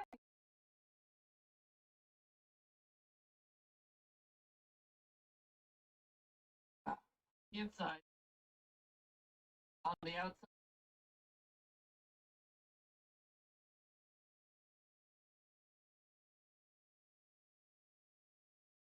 Now that we have these, and she taps the holy. Also muted, but stop that action.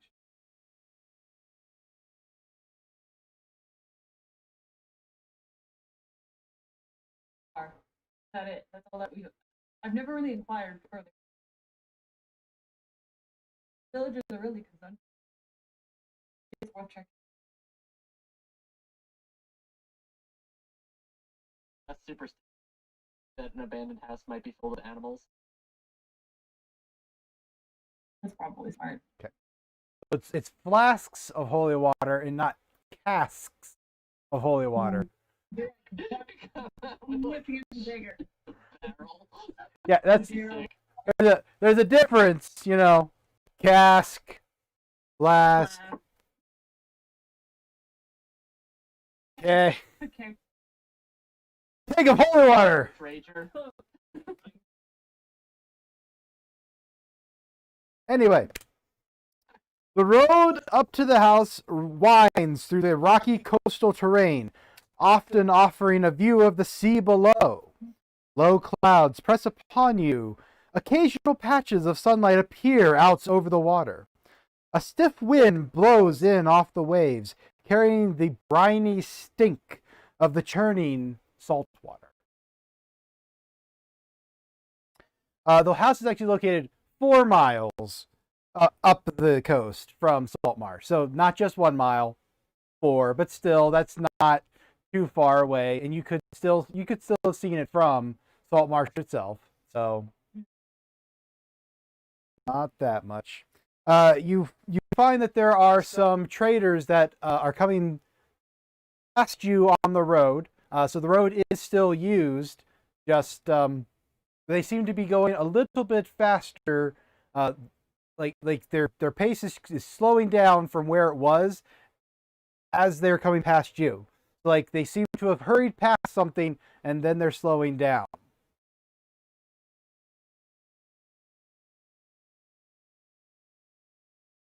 Well, I've heard that that house up there is haunted, and I'd rather not stick around to find that out myself. That's Sarah. That house up there is haunted.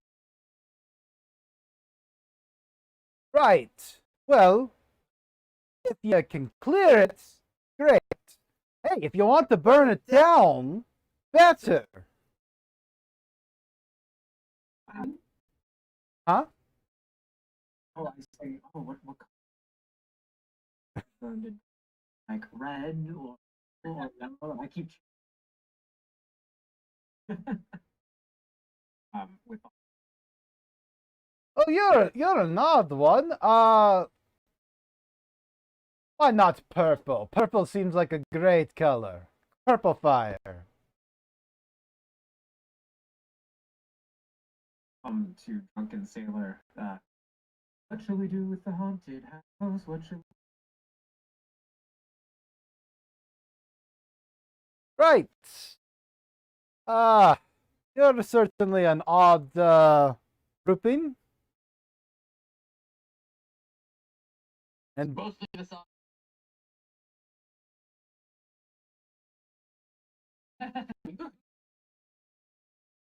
okay,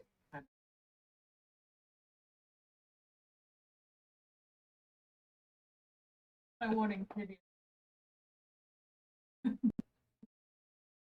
Yep. Wait, Nasir, do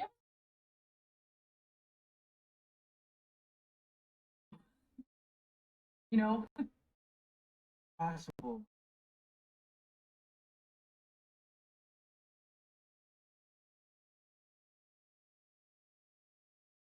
like bars or something? It's just a little devil trick. Bars is how I make my living. I'm not sure if I can In their pocket.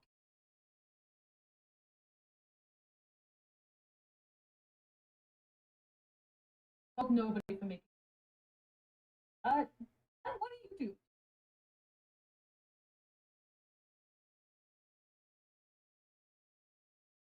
By keeping it this way.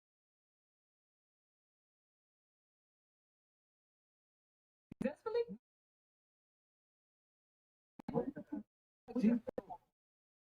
Sings led pieces and does a lot of things. Master of many.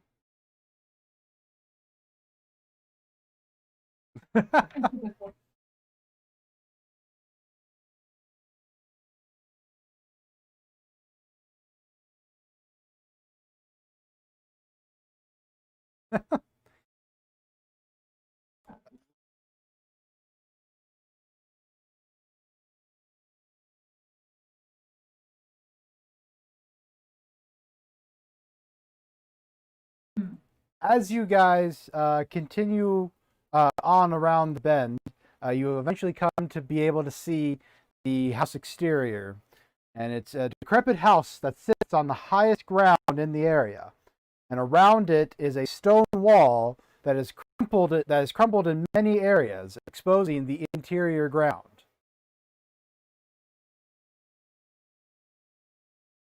See any tracks? Make me an investigation check, but also I'm going to read a little bit more. An ornate metal gate lies open at the end of the road, swaying slightly in the wind. Wild flora throughout the inner yard, but all the years cannot hide the evidence of a well-tended garden that once sat there. Yeah.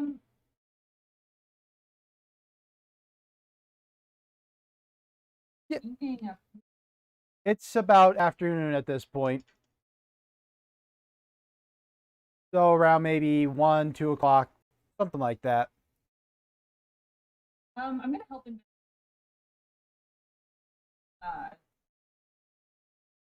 Advantage, or if that means. I would prefer to have you give Taquito advantage rather than have 2 separate rolls. On top of that, fire your hook is your.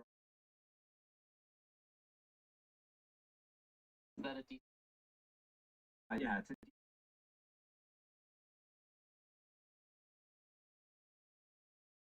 Whoa!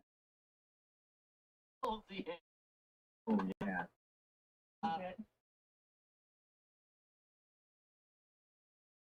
Oh. I rolled a natty 2 plus 6.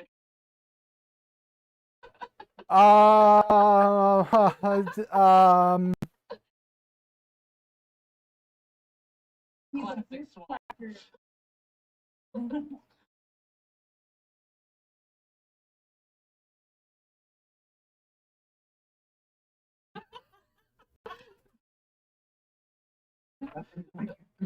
One.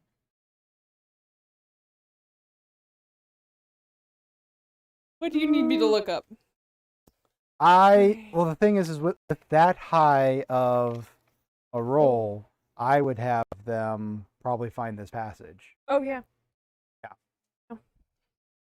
Okay. Would you like the that map? Yes, if we can have that map. So this is the beautiful thing about this map set. Yes. All right. Okay. Thank you for your honor, sir. This one, right? Wrong map, right map. I think this is the inside. This is the ground floor. Right. Are we talking the basement? So let me show you what I'm talking about. This one? Well, actually, does it have? But there should be an outside that they would. Let me show you what it is that it connects to, and then you can tell me if we even have a map that has that part. Okay, so. Okay, so right here is a.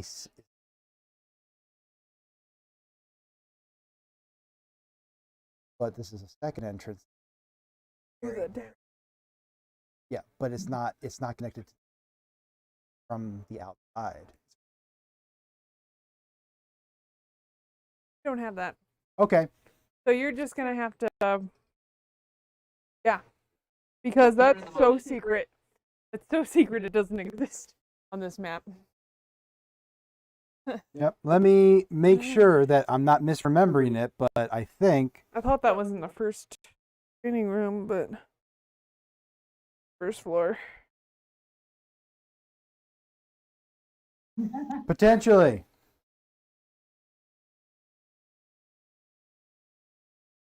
Okay. It was a team. Okay, so on this map, Yeah. it goes. It's oh yeah, no, that's not out there.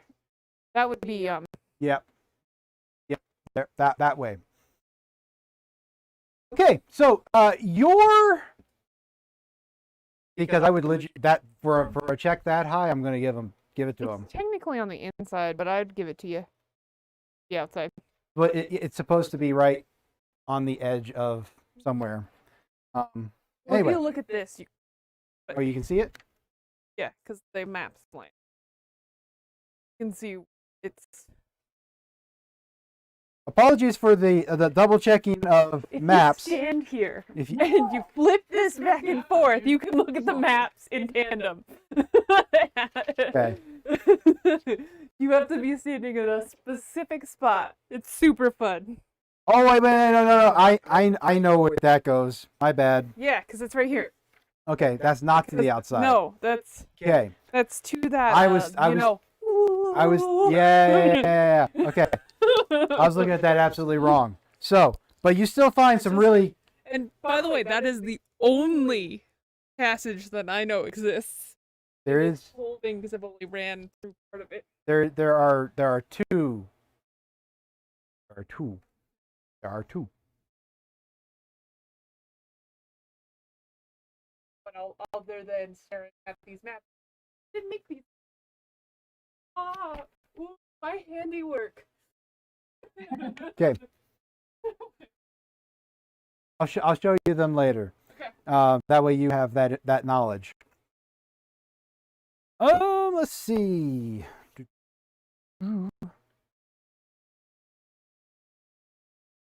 Yes. Lizards technically cry, but it's more so just to wash their eyes. They can't. I don't know. No. Like, No, they just feel rage. Just rage. is there not?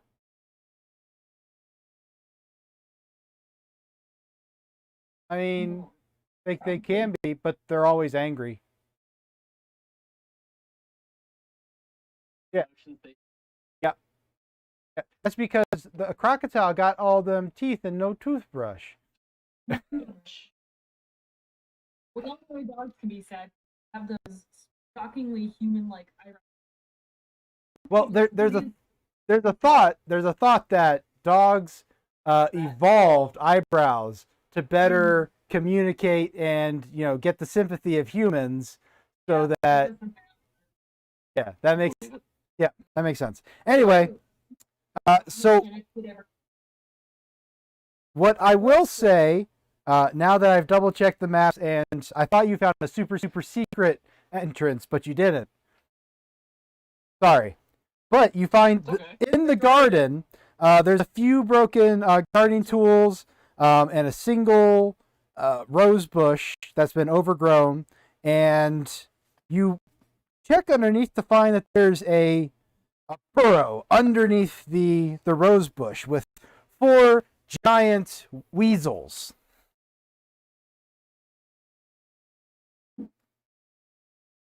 And you have not alerted them yet, but you have found them, especially you being the biologist of the group.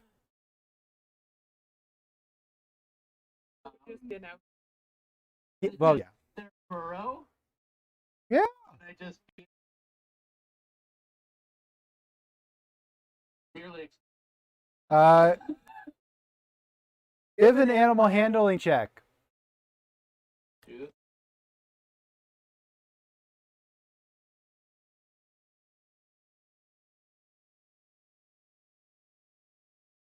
11.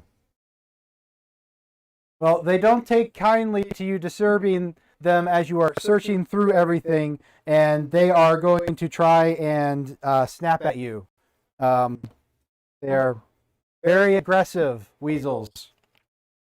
Very aggressive giant weasels. Just so you know. Huh? I think they're medium size.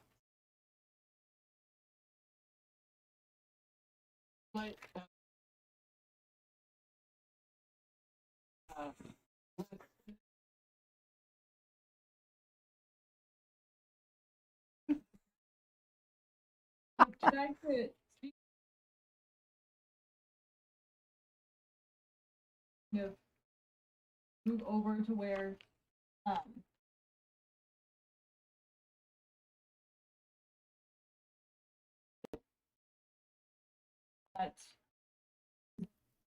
not going to. Giant weasel should be in Monster Manual. Okay, thank you. All right, we are getting the stats for the giant weasels. But everyone should roll initiative. Not yet. 2 brains are. Okay.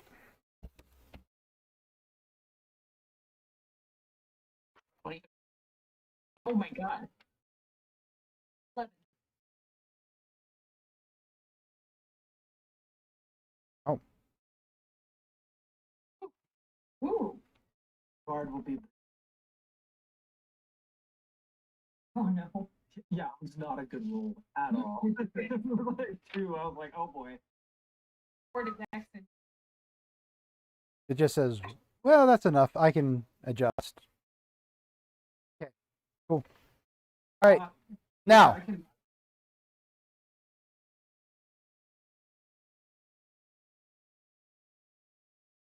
I can do that too. That's why I'm here. But Okay. this is fine. Okay, so I'm going to call out. I'm going to call for a name, and I would like you guys to let me know what your initiative was. So let's start with JD.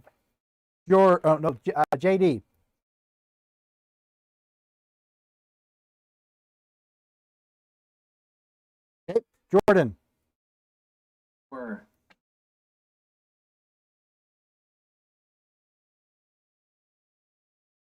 Max. Okay, Natalia. 11.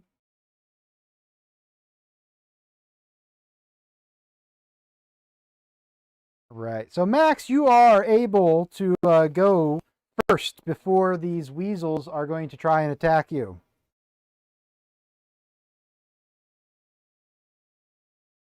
Action. Off, like, slowly. Arm. Didn't mean to. But- It's trespassing. So just 5 feet back. Back off slowly. Well, do you only want to go 5 feet, or do you want to go further than 5 feet? I'll go. Yeah, I'll 5. Okay. Sure.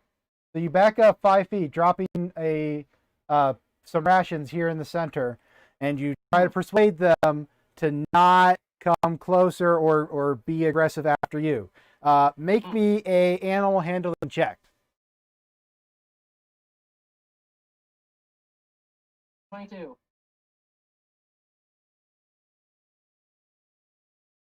The weasels kind of sniff the rations a little bit. They haven't made up their mind yet, but you see that they are considering the offer. Good motivated. Yep. JD, you're up. I'm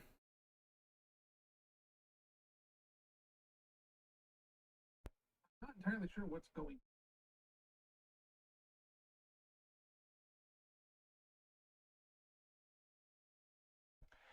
You are here.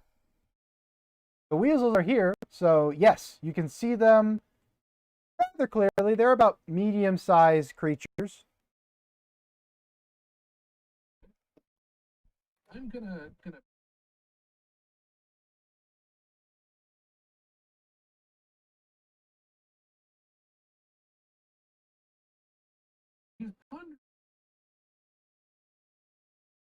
Oh.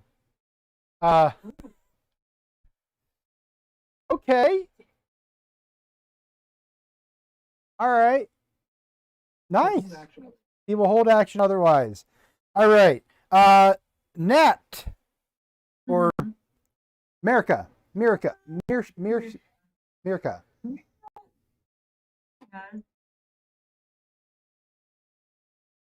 Oh. Given that throughout our whole life, been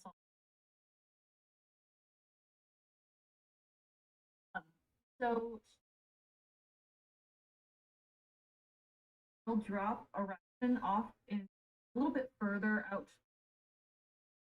back away, open up her hand, even crouch down a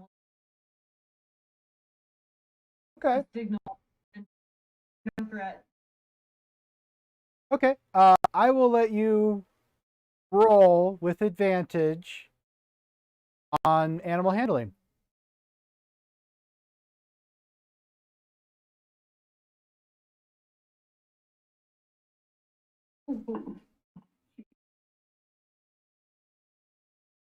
Be so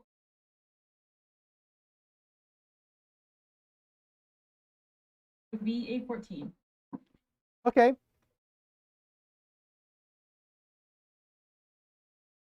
Anything else that you do on your turn?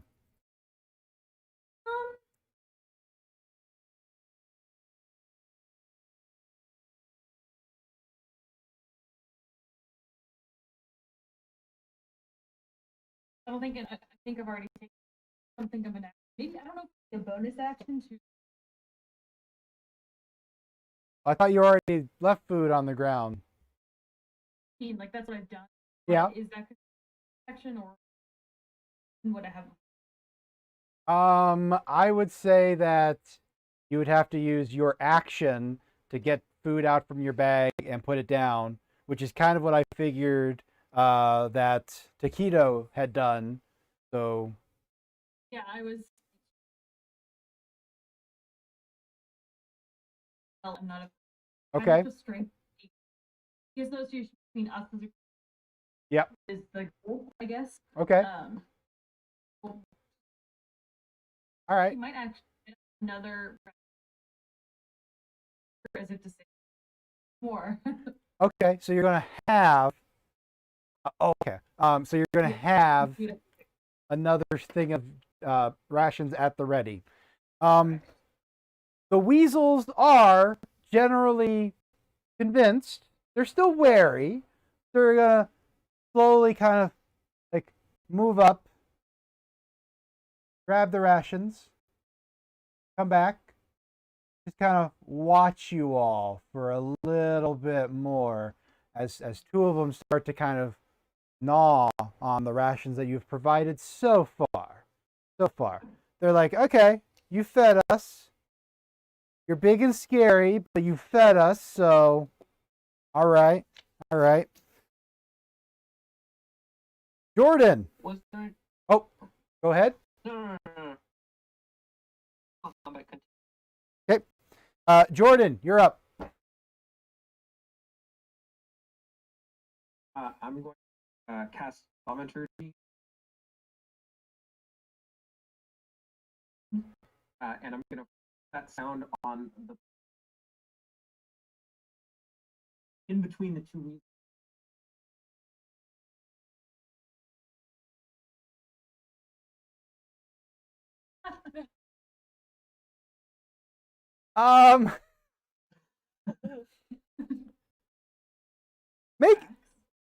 Make me a performance check. That's the best I got. Yeah, make me a performance check. 23. 20. Really convincing. That's beautiful. The weasels the weasels seem to be happily munching, and they hear what they think is another weasel just happily munching. So they each think that the other weasel is very happily munching, and that makes the other weasel happily munch, which causes the other you all right, okay. Sure. These high CR monsters. So Ned steps up a little bit. He sees you all just placating the weasels in the house, and he's like, we're just gonna feed the rascals? That's it? I mean, does there need to do anything else? You kill every. Okay. No. Okay. But oh, right. Why not say?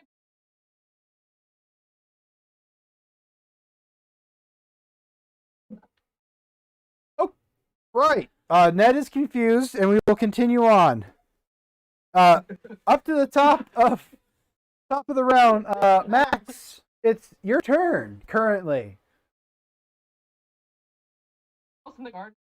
Push with weasel.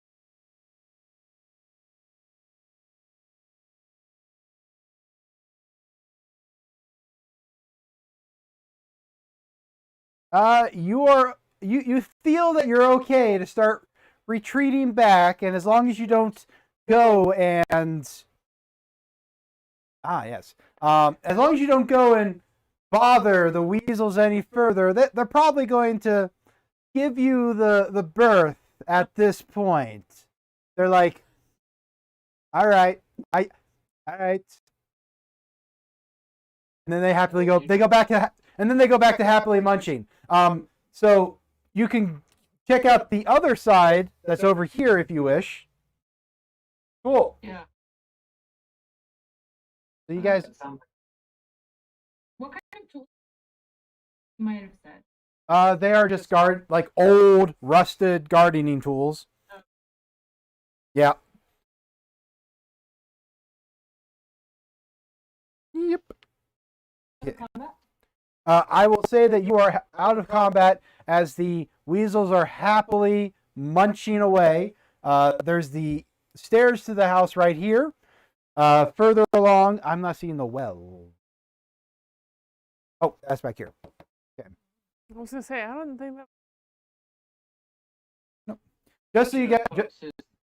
Oh, go. He puts his force himself.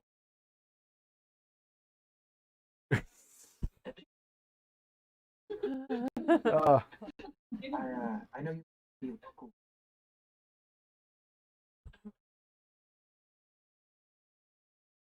Passions. Yeah.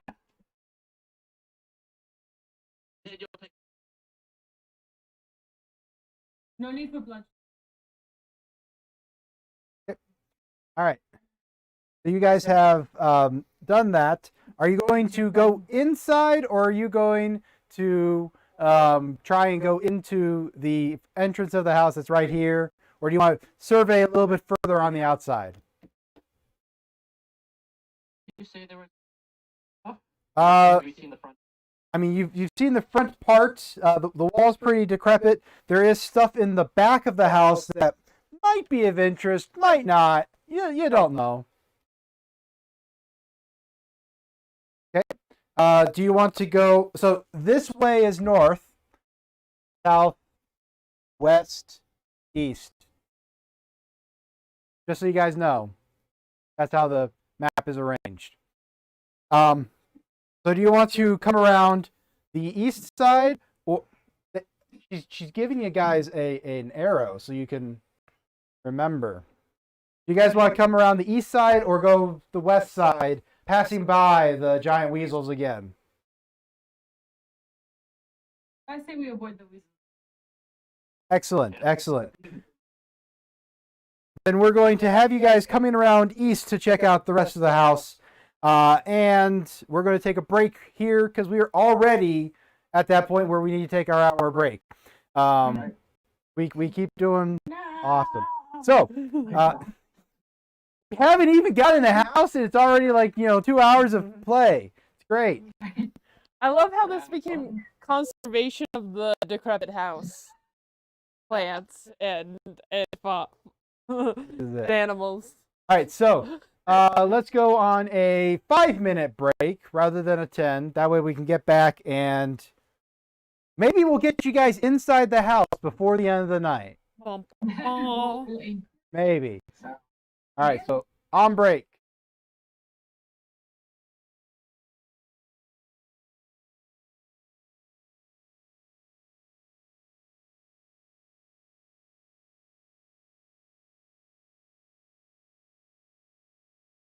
Is it really?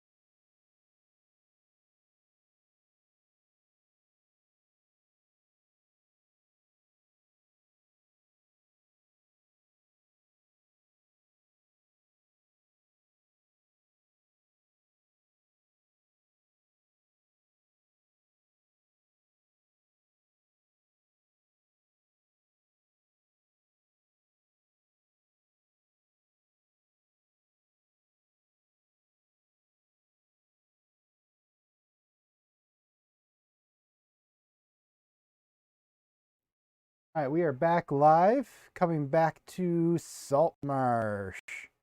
I'll pull up the map for everyone at home to be able to enjoy our lovely, lovely stuff. And I hope that you can hear everyone else. Can someone just talk real quick? I want to make sure that I'm here. Are you there? Hello. Aha. Speaking. Cool. I hear all of you.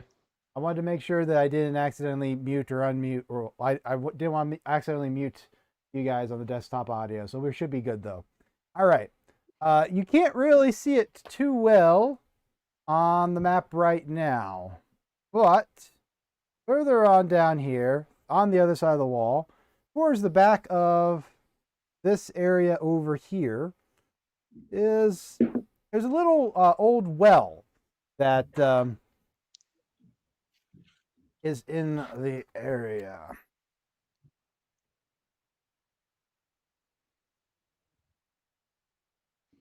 Can we tell if the well is still running?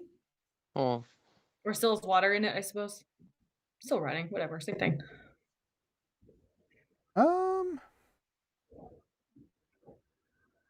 Well, while you're going over there, make me a...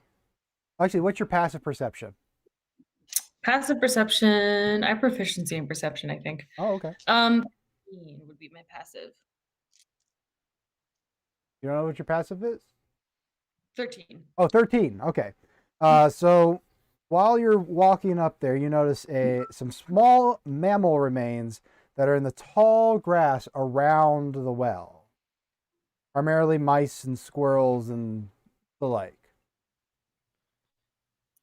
Can I use my background feature on those? As a natural explorer, I learned the exact number, size, and how long ago a beast passed through the area while tracking creatures.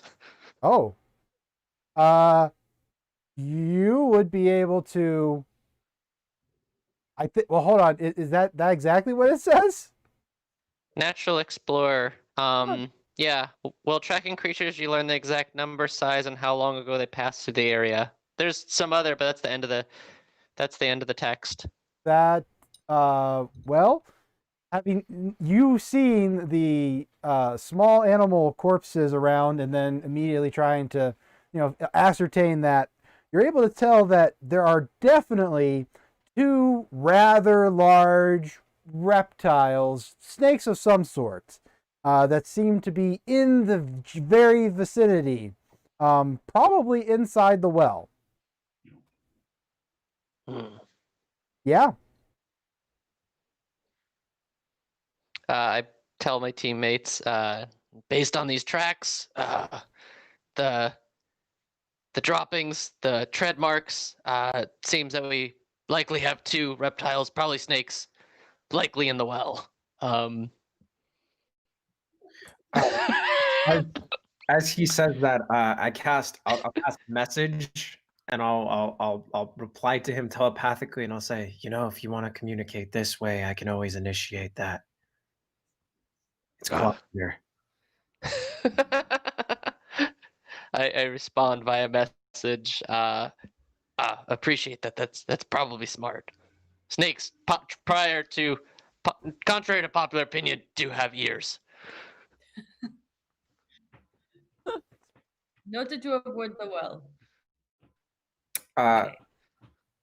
Okay. I'll message back, and I'll say I can try to lead them away if you deem it a good idea. I mean, if we can get past the well without them noticing us, is that fine, you think? Yeah. I say this via message as well.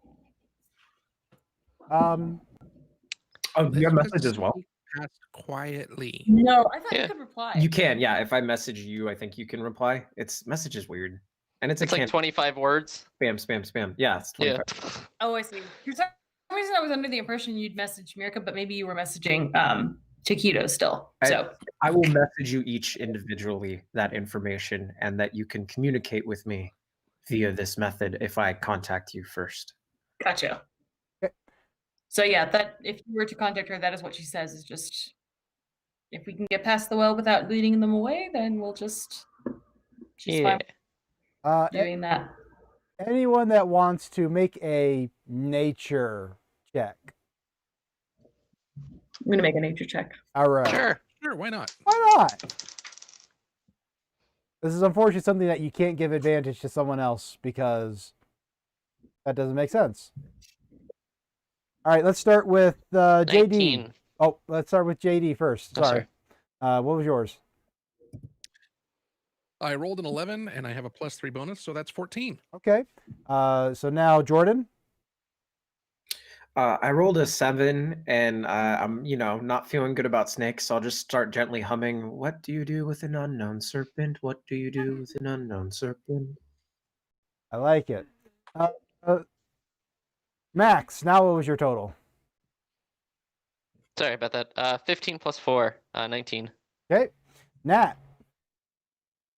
She rolled an 8. So nothing special. Okay. She knows they're snakes, and she knows them well. That's it.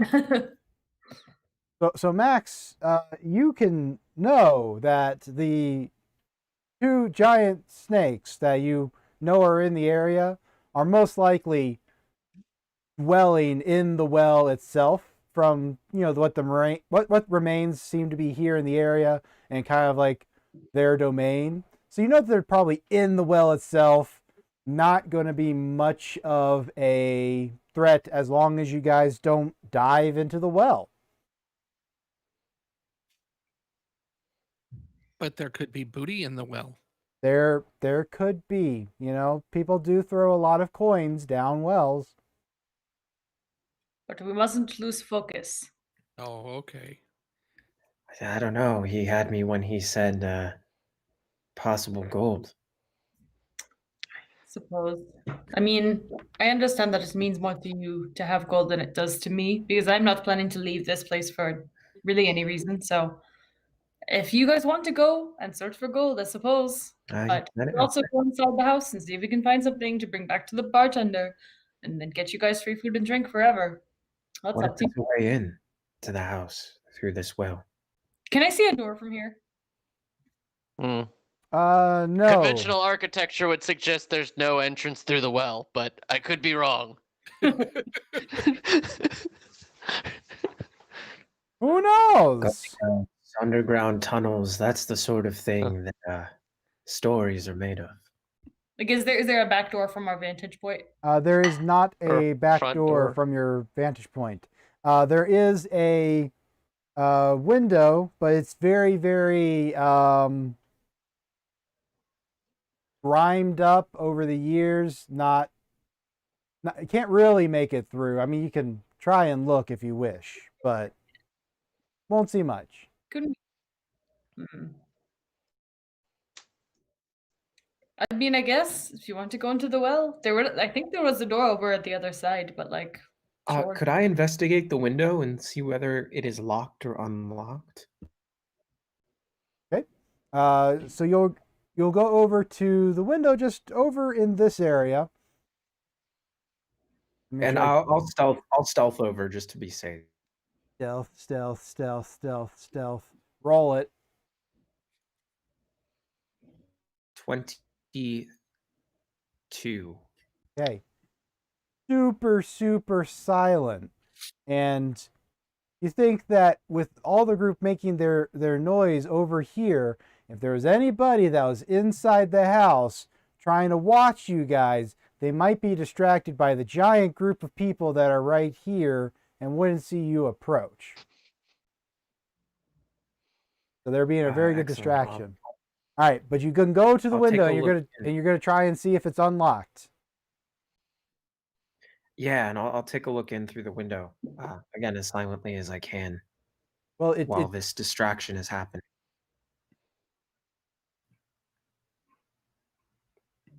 Are these windows able to be opened? Any window is able to be opened if you have the right tool.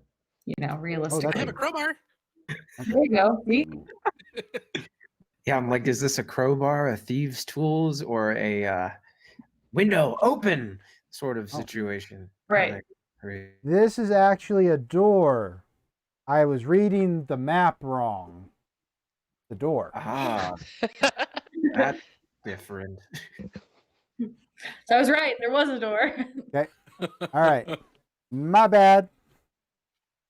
Helps if you read the map correctly as you are giving information to your players.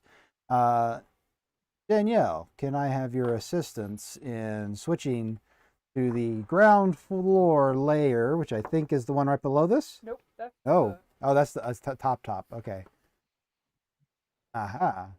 Okay. And I will pull this one. you just have to Oh, okay. Bye, weasels.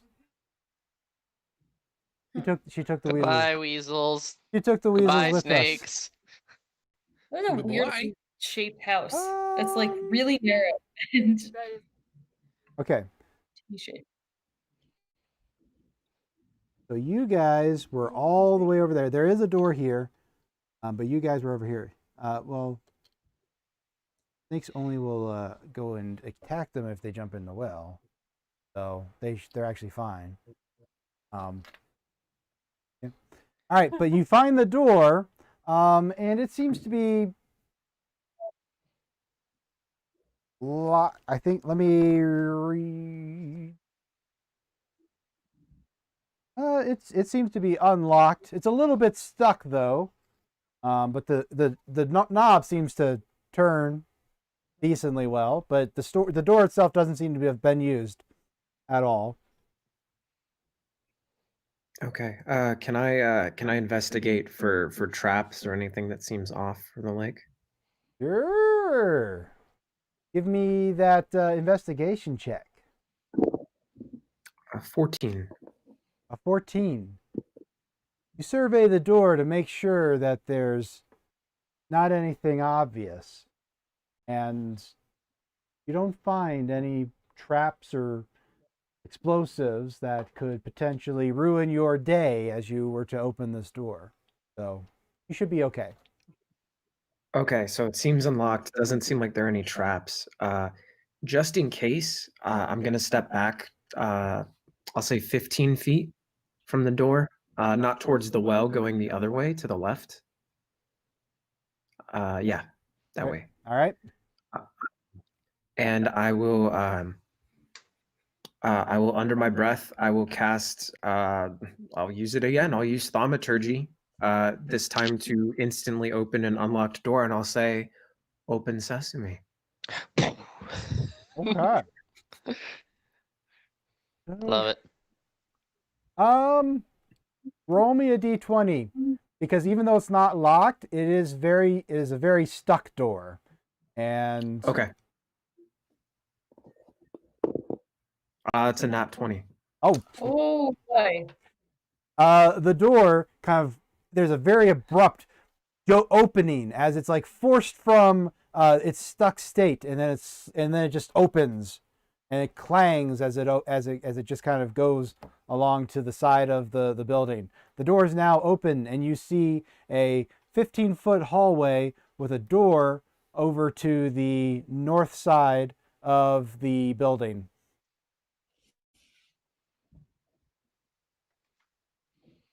Oh, you're muted, I think. Oh, yeah, Jordan, you're muted. Sorry about that. I will message and I'll say, "Doors open. It's inviting us in. Who would like a stroll through a lovely haunted house?" Mirko, Absolutely. yeah, definitely. I'll do a little hop and go, yes! Mirko will kind of have her scimitar at the ready, and she'll stroll up and go, "I'm impressed. Don't know how you did that, but I'm impressed." You can thank good old Asmodeus for cursing my father. I'll keep him in my prayers tonight. Not that I play anymore, but sure. Yeah, don't pray for him. He's horrible. I'll curse him then. All right. So, I mean, I can go first. I'm older, I think, than everybody here. I've lived a good life. My scimitar at the ready, but I'll be the sacrifice if need be. I don't really care. So, We wouldn't dream of throwing you under the bus like that, but ladies first. Sure, why not? General order I have is Mirka, then Nasir, then Vlad, then Taquito, and then Ned. Just following up, Staying out of the. just following you guys. I will bring up the rear. I will strategically sort of shuffle my way out of line. I'll be like, please, after you. No, after you. After you. Sure. Make I'm a best from a distance.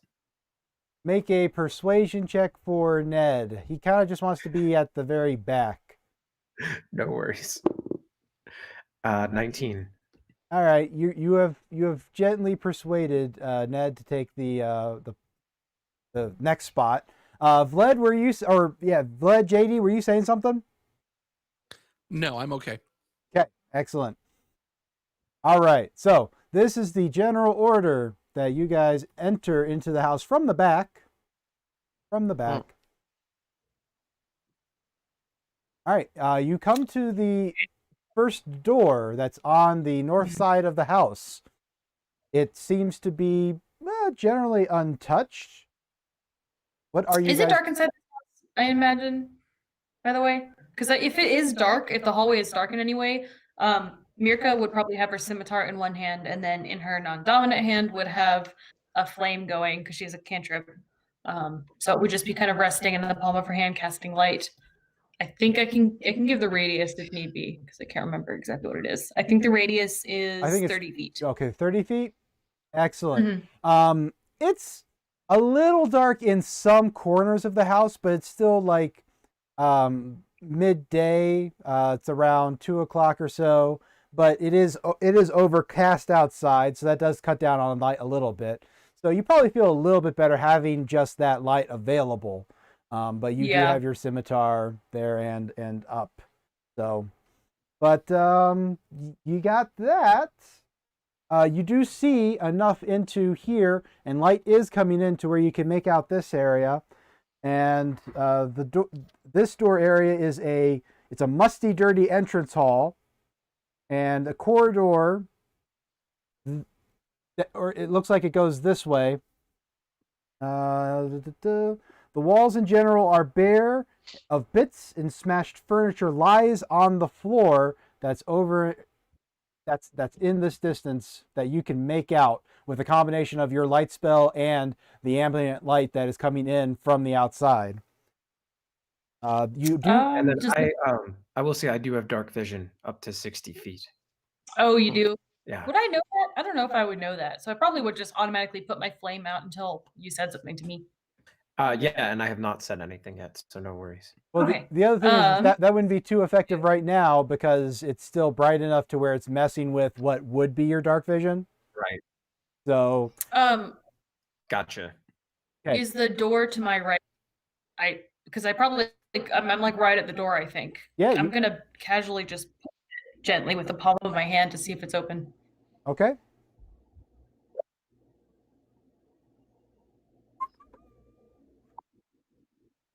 So you push on the door, and it's not locked at all. Yeah. It just it has that feel of it's not been used in a decent amount of time, or at least hasn't been serviced in a long time. But it does slide open, and inside you see that this is the kitchen. And this kitchen is dirty and damp with patches of gray mold and cobwebs on the floor, walls, and ceiling. In the southwest corner, you see some iron cooking equipment with a chimney above. And next to it, under the window, is a cracked and discolored stone sink. To the right of the sink, a small closed wooden cupboard is fixed to the wall about 5 feet above the floor level.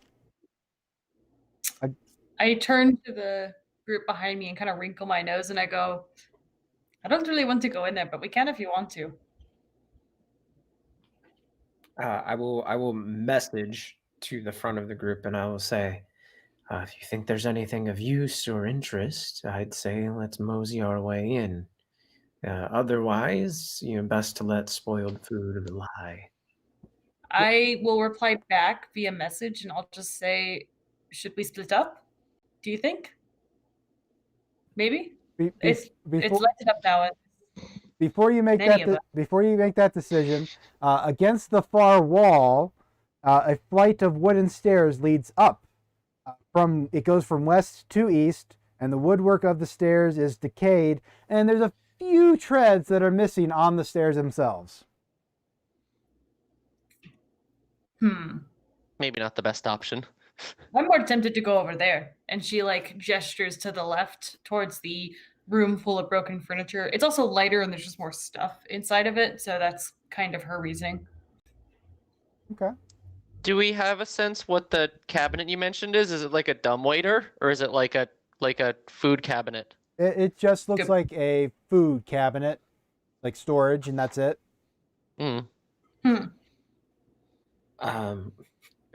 I will. I'll shuffle past so I can see the cabinet. Okay. So you're going to shuffle past 1, 2, 3, 4 people, and then you're going to go over to the cabinet. I'm not going to go over to the cabinet just so I can see it. Okay. So however far away I can be while seeing it. Okay. So you're right in the room, and that's it. Okay. And again, a little thaumaturgy action here, and I'll go. I'll try to sound very fancy, and I'll go cabinetist openness. Yeah. Okay. So you open the cabinet with thaumaturgy, and as you do, you hear some shifting, and then you hear like little.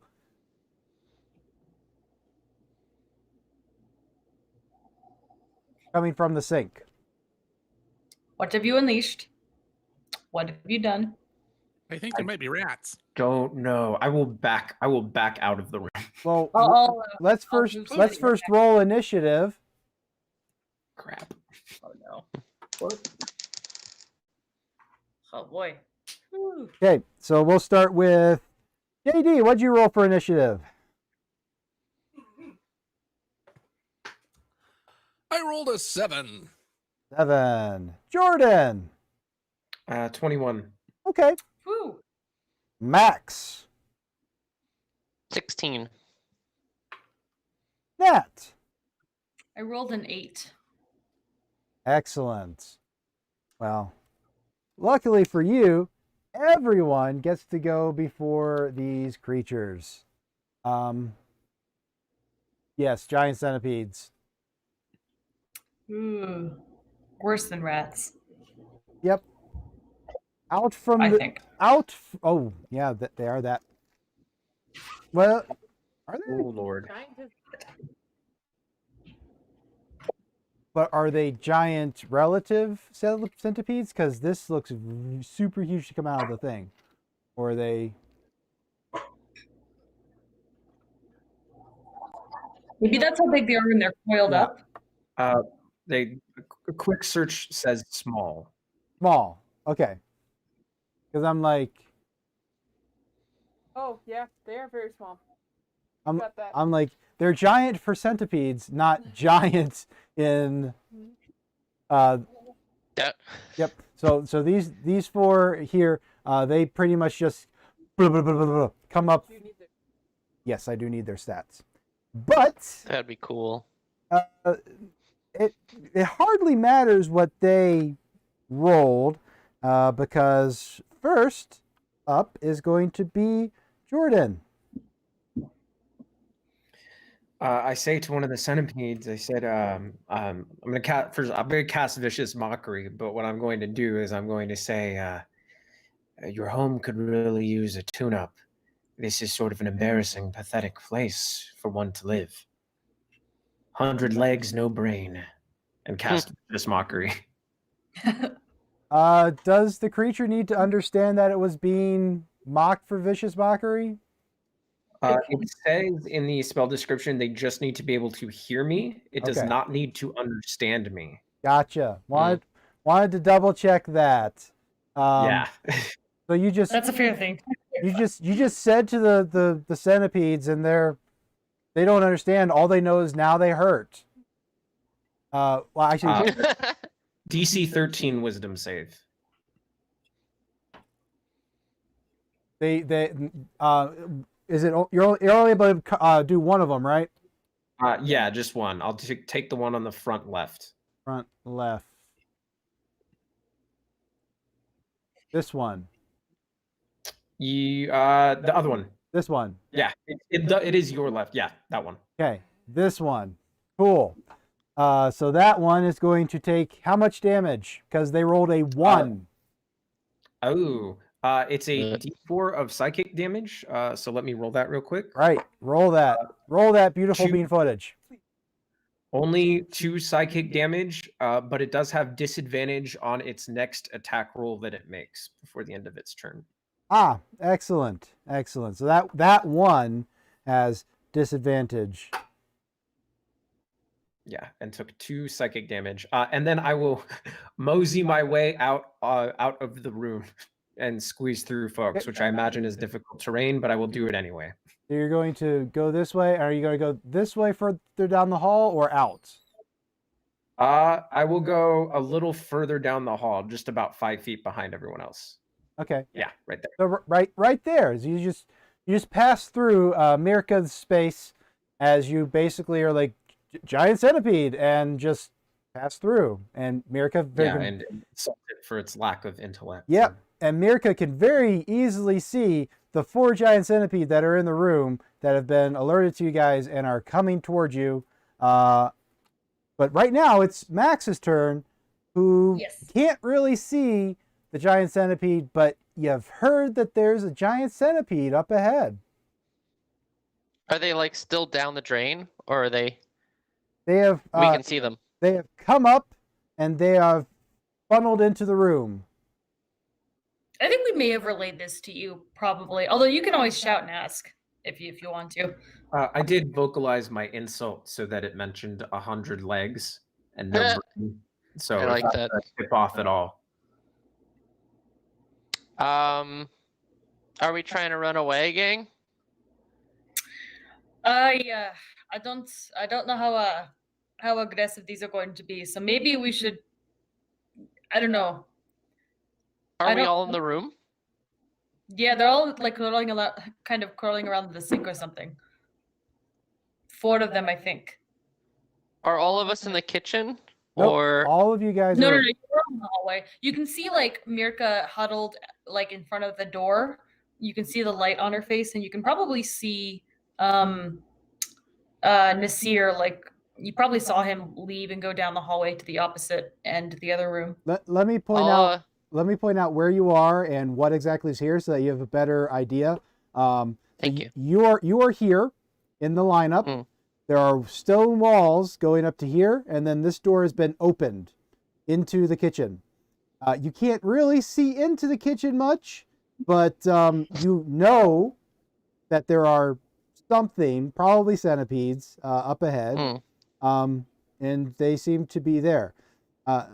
What Mirka and Mirka and Nasir can see is there was a door that's right here, but it isn't open.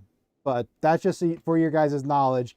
But as far as what Taquito can see, you have stone walls, and then there's a kitchen thing up ahead. If Nasir told me that there were centipedes coming, I'd close the door and shove my bedroll underneath. Okay. Okay, then. So we'll have you share the space a little bit with Mirka. And because you guys can do that, and then you're gonna shut the door and then take your bedroll and just put it at the bottom of the door and just stuff it under. Okay, cool. Mirka, your turn. I mean, that's as much a solution as any, I suppose. Do you think that we'll keep them out? Sure.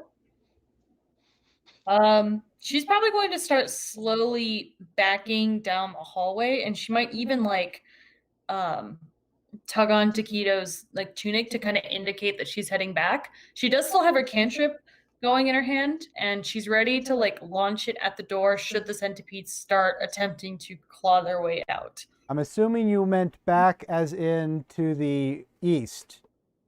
I am assuming back as in towards the south? Because I believe that's where isn't that where Nasir started going?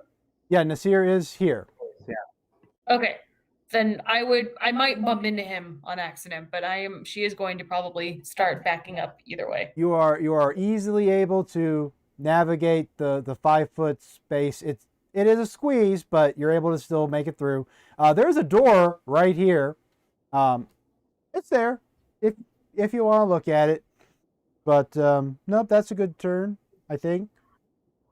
Yeah, she might push the door on her way backing, like as she backs out, just out of curiosity. Okay. So you open the door as you're worrying about the giant centipedes in this room. Love it. Yeah. Great chant. Love it. That's fantastic. JD, it's your turn with lead.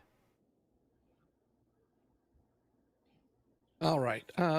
He's kind of disappointed he didn't get to see the centipedes, but he is going to move around the corner through those spaces and end up at the end of the hallway if he can do that in 25 feet. You would see Mirka beginning to open a door. I don't know if that'll stop him or not, but Oh yeah, that'll stop me right next to her going, okay, I want to see what's in there. Okay. yeah, she's just out of curiosity is like pushing open the door really slowly, like peeking in. Okay. Kind of with her foot because she still has her cantrip and her scimitar. Okay. So right. that is.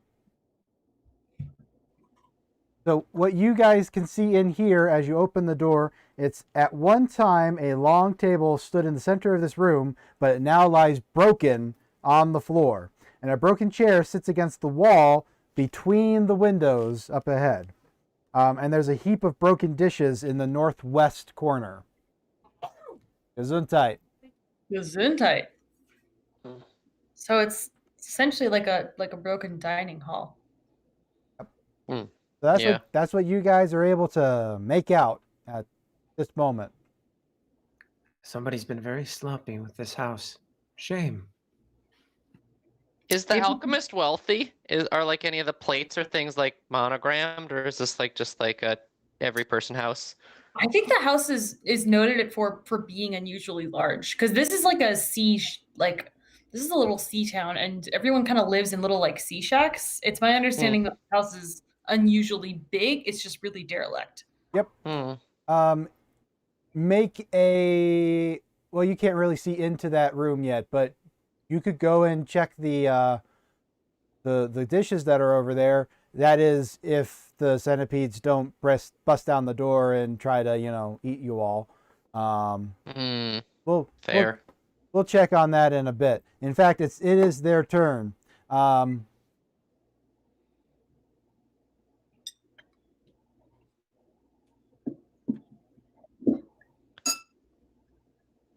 Yeah, they aren't too actually interested right now. You don't really know exactly what's going on with them, but you don't hear much, and they aren't coming to charge the door. So who knows what those centipedes are doing? Maybe they're setting a trap for you. All right. Centipedes are actually quite beneficial for the constructed ecosystem. Hmm. We're really going on a no-kill round, which is fine. It's more interesting to play. All right. Jordan's turn. Nasir. Okay. And the centipedes so far are staying in their hidey hole, right? Well, they don't seem to be coming through the door at you guys. All right. Have we opened the room directly north of us yet, or is there no way to open that door? This room or this? Isn't that the dining room? Oh, this is the sorry, not that room. The room that looks to above us from your overhead cam point of view. Oh, I think I pushed the door open. The room. You're talking about the room that's facing. That's the dining room. Is that the dining room? This is the dining room that I described. Okay, great. This one. And how about the room on the other side? This one? No one has opened up this room yet. Okay, I will do my thing with opening doors, and I will again use my ability and say Open, please, if you would. Okay. This time, very politely with thaumaturgy. All right. So, this means that Vlad can see inside. You see 2 stuffed armchairs that near a fireplace of this room. The covers of both have been torn and the stuffing has been pulled out, but the wooden frames are still intact. A broken table lies near the north wall. Like a study? Yeah, it's probably might be a study. Mm. Well, it doesn't look pleasant in there, does it? Doesn't really look pleasant in any of these rooms, to be honest. Fair point. What are we gonna find here that's like of value to bring back to the bartender? It just looks like trash and broken furniture. Maybe one of his alchemist tools, if we can find that. Maybe the study actually would be a good place to look. Yeah, I mean that's all I'll do for my turn. I will wait, and I will go in the direction everyone else goes. So I will. I'll take an extra step towards the this way in this direction, so that so down the hallway further, just so I can get out of everyone else's way if they want to enter or exit a place. Okay, like that, right? Okay, and that'll be my turn. All right, Max, you're up. I'll take a look in the dining room. I think that's the first room that might have something of value or of the family in it, like china or silverware. I don't know if anything in the kitchen would actually indicate where we got it from, but the dining room might, if not everything's broken. I'll investigate. Okay. All right. So you go to investigate the area. Give me a investigation roll. Sure. Mm-hmm.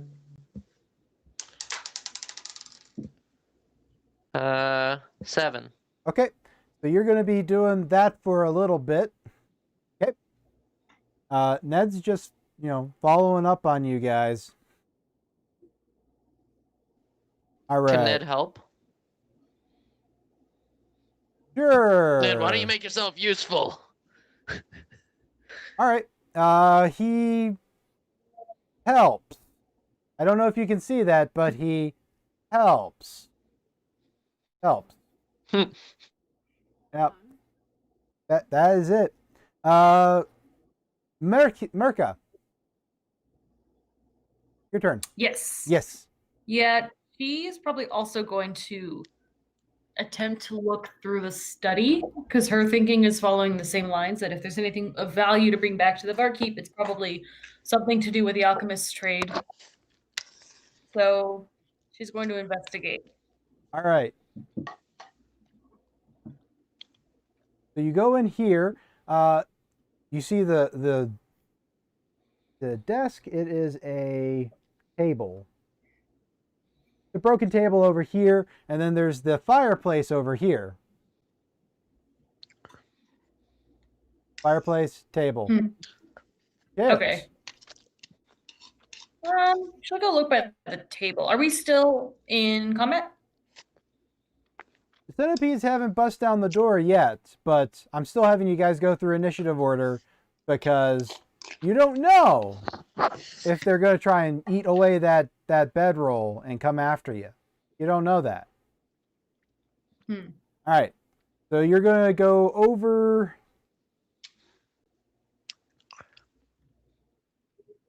Okay, so you're going to go over here and go look at the table.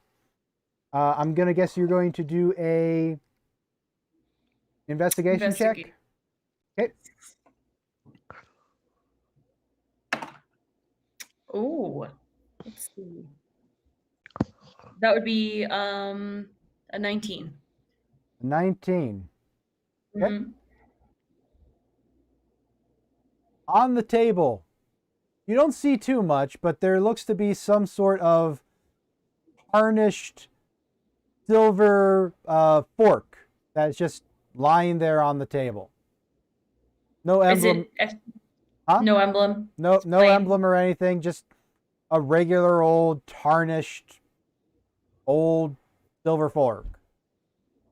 I mean, she grabs it and she places it in her bag because it's something. Can she find anything else, or was that the only thing of note?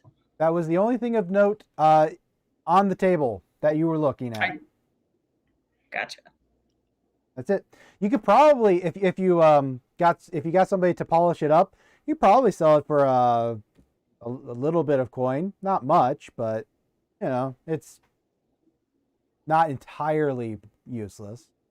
Mm-hmm. Okay. All right. Next in line is JD with Vlad.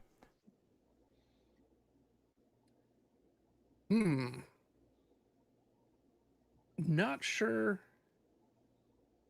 I think I'm going to step into the dining room. And what is that a fireplace there Over to the here? other side? Yeah. It is a fireplace. Okay. And how long is that room? 5, 10, 15, 20, 25. Okay. So he will cast Mage Hand and send it over to the pile of dishes to help rifle through them. Okay. So you're going over there and helping rifle through the dishes. With Mage Hand. He's not doing it himself. He's sending with Mage Mage Hand Hand. over. Right. Okay. That is the case.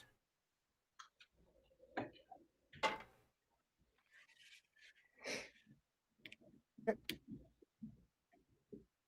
Currently, you guys still don't know what those centipedes are doing, but maybe they're chewing on that lovely blanket that was left behind, but you don't know. You guys just blocked it up and moved on. Who cares about centipedes? What can they do to us? Jordan, you're up next. Awesome. I will go ahead and I will poke my head into that center room. So I'll take another 5-foot step. Yeah. Mm-hmm. Okay. Can I see anything down the other hallway or in either direction? Or is it dark? And if it is, I can use my dark vision. But I just want to sort of take a look around. It's bright enough and there's enough ambient light that you can make out the long hallway up ahead. You can make out some cobwebs at the end. You see 2 doors, 1 door here, 1 door here. That leads to these 2 rooms. I will. I'll use my action then to. I'll just keep moving. I'll stealth into the middle of this room so I can take a look up the other direction as well. Yeah, and I'll roll that for you. Okay. That was good. That was 22. All right. So you think that you moved from here to here super stealthy. You feel real good about that. And then you're going to look? Okay. What do you mean you're going to look? I'm just going to I'll use my action to make a perception check. So I'll have that be my movement. My action will be make a perception check the other way. So as opposed to a cursory glance, I'll use my correct. Yeah. Okay. So just a perception check. Not really too much. How about are you investigating or are you just looking around? Like taking in the lay of the yeah, we can call it investigating. I'm not moving into there yet, but we can say that I'm looking in an investigative fashion. Okay. All right. Then in that case, make me an investigation check if you are doing that kind of inquiry. Okay. 15. 15. With a 15, you find 2 sets of fairly recently made humanoid tracks. One set of tracks travels away from the entryway toward the way that you just came. So it goes off this direction. The other set goes along and it goes that way. Okay. I will note that for next turn. And if I have 5 feet of movement left, I'd just like to take a step back towards my party so that I'm not in direct view of the hallway. Yeah, right there. If I have, yeah, You- perfect. You, And you that'll did be have it you for did have 5 foot left. So, all right, Excellent. Max. I'll try to wrap up my investigation in the dining room. That was what I was doing last turn. Do I Right. see anything of note? After going through the dishes and seeing the invisible hand caused by Vlad to also look through the dishes, all of them seem rather plain. One of them kind of looks like it might have some sort of initialing that was there, but it's been broken to where you can no longer make it out, or at least properly know what it was supposed to be. So it would take a long time to piece together this dish, but you could if you really, really, really, really want to. My character wouldn't have the Arcana knowledge to know the spell that could do that, or to even know that to ask anyone else if they had the spell that could do that. They'll just move on. Okay, gonna move on. Yeah. So return Nothing back. in here, guys. Yep. Just a ranger, no magic. Ned's done helping. So with that, Nat or Mirka. Mm-hmm. She just finished swiping a fork. Yep. She's probably going to do a quick glance around to see if there is anything of interest immediately, but if there's nothing that she can glean with just like passive perception, she'll walk out and head towards the other big room where I believe Nasir is. Okay. Yeah. I mean, you have these 2 chairs here. You have this fireplace here. I mean, some people have there have been tales of people like stuffing things in fireplaces. That's a thing. Is that something that would come to mind? Maybe. I think fireplaces might be like a key thing in Saltmarsh, given that Saltmarsh is really cold. So maybe she would like see that as reasonable and go over to investigate. All right, so you're going to investigate the fireplace. Yes. Excellent. Natural 20. So that would actually be natural 20. Well, yes, so it'd be like 21 or something. As you go 21. As you go up to the fireplace, and you start to get closer, you brush some cobwebs away, or what would normally be cobwebs, but they're actually very fresh webbing.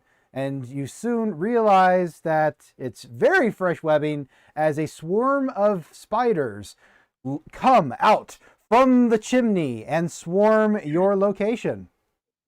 I didn't think that was what a nat 20 would land me. I probably reactively don't know where this would fit into combat.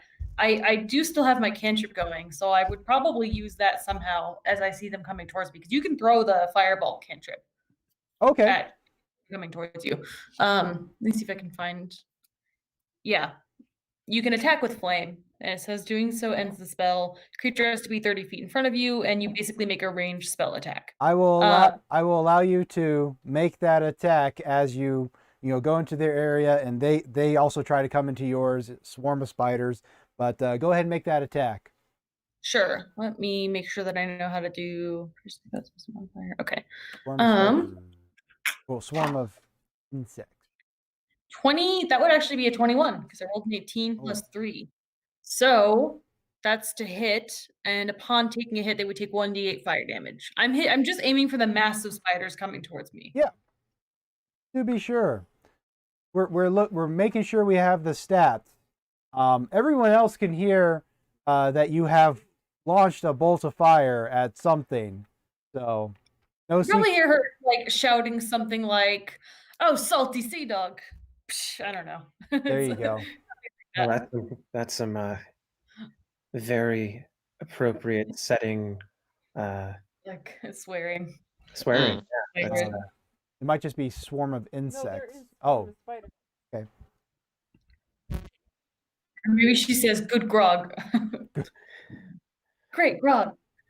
Yeah, you'll hear in reply, "Great grog. Oh, next time I utter profanity, remind me to be that pleasant." I feel like now we're in a sweet spot because now that we have 2 carnivorous insect swarms, we can kill one and feed it to the other one and still be like morally in the clear. Oh my god. Nature is taking its course. What's the worst that can happen here? Oh no, it is a Yeah. storm. Okay. Or we just walk away and just watch Bug Wars. Amazing. What's the The initiative? dungeon bonus? that fights itself.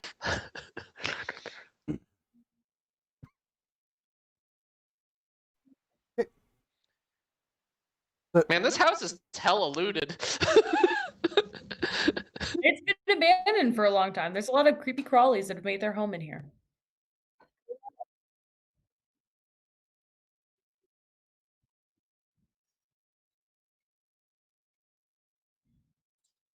Okay.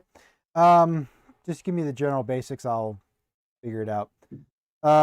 So, Nat, you're barely able to get off your firebolt before the spider swarm does come at you. But it is well, you are able to move first. So you can move away from the spider swarm because I will move away from the spider swarm. All right.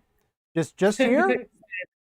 I'm going to attempt to make it out the door and then shut the door.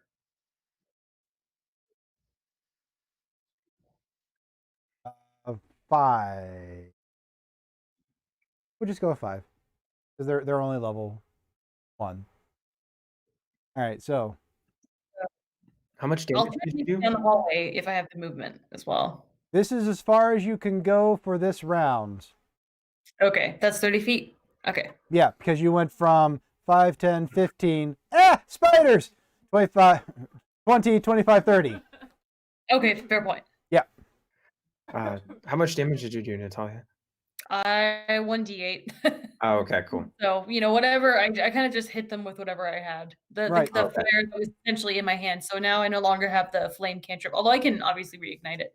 But what was your damage? What did you roll? 1d8. Oh, wait a minute, I have to roll it. I'm so sorry. I don't know what I was thinking. Give me a second. Okay. I will give you a second. Which is kind of the most important aspect of this. 1 second. That's a 5. A 5. I fired it. Yes. Okay. I don't know why I was like, yeah, 1d8. Duh.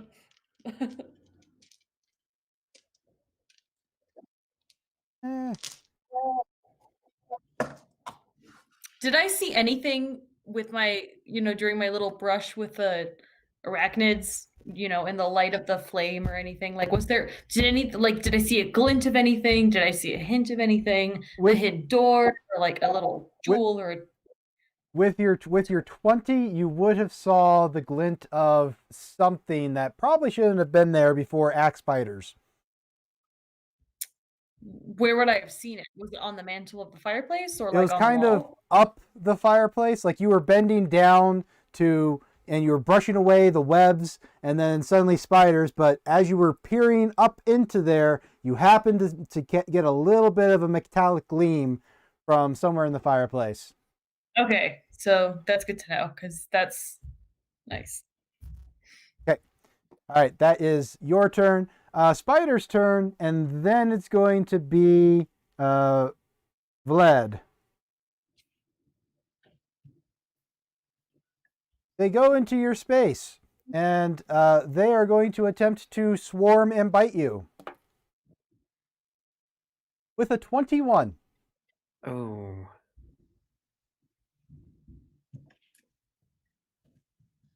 And they do 2d4 of damage. Oh boy. Ooh, ow. And they do 4 points of damage. Jeez. Assuming it's from their venom. You do not feel good. All right. And that is their turn. So, Vlad, JD. All right. Hearing the commotion outside the door, I'm going to step to the door, and that's fine. Looking through the legs of whomever that is, I'll go, oh, wow, that's a lot of spiders. I am just realizing that I may have shut Vlad in there with the spiders. Whoops. No, I was in the other room. Oh, you were. Yeah. For some reason, I thought someone was in the room. Nope, you were in this room all by yourself. Everyone good. else had went into this room. So except I thought for it was this just here. somebody in the room for some reason. Anyway. Yeah. Never mind. But And I'm yeah. going to help her by casting magic missile. All right. So just full disclosure, the door I'm in front of is closed because I basically ran out of the room and I shut the door and like am kind of still standing in shock because I was just So startled by these spiders. you tried to shut this door? I did. That's what I did on my way out. Okay. Well, they scrambled underneath the door, came out into the hallway, and then they swarmed you. So, Okay. but you shut the door. It's closed. But yes. they are tiny insects. I mean, yeah, I know, but that's what what do you do when you're startled? I mean, no, You know that's fine. I'm just letting you know. Yes, you closed the door. Spider doesn't care. Anyway, roll your damage there, JD. That'd be 4 points of damage. Excellent, excellent. Did you kind of like blast at the underside of the door, maybe? Well, this door is open because they controlled this one. It was this other door that you closed, but this door. I'm just wondering if he aimed at the like bottom of the door that I closed, where the spiders are probably still swarming out of, trailing out of. There's some that are trickling in, but JD really can't see it because it's just here. Mm-hmm. So, yeah.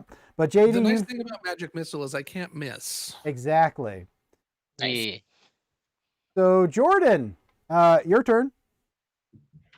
You hear exclaim of axe spiders, and then suddenly out there is Mirka with a swarm of spiders nipping at her heels, literally. Okay. So looking down the hallway, I can see the spiders, right? Absolutely. Facing it. I'll say, I always said that if you have more than 20 friends, it makes you a coward. And cast vicious mockery. All right. Got him. On the swarm of spiders. Spiders have no Nice. idea, what you just said to them. All they know is that there's this feeling of pain and hurt that just goes across them. What do they have to roll to resist? 13 wisdom. 13 wisdom. No, I would hope Spiders. that the It's like spiders Charlotte's Web. Well, these spiders, even though they felt that temporary pain of shame, they're not actually too bothered. They have a big family, and they have a great support system. They are valuable members of this ecosystem.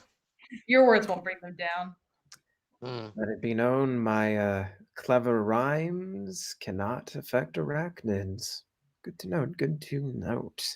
And you see him. Then he'll. That's it for my turn. Okay. That is what I will do, and I will stand my ground over there. Excellent. Max with Taquito. Are the spiders on Mirka? Yeah. They are, I think. Like she's kind of like you see her kind of like wiggling and trying to brush them off. She's also stamping her rain-booted feet like on the ground repeatedly.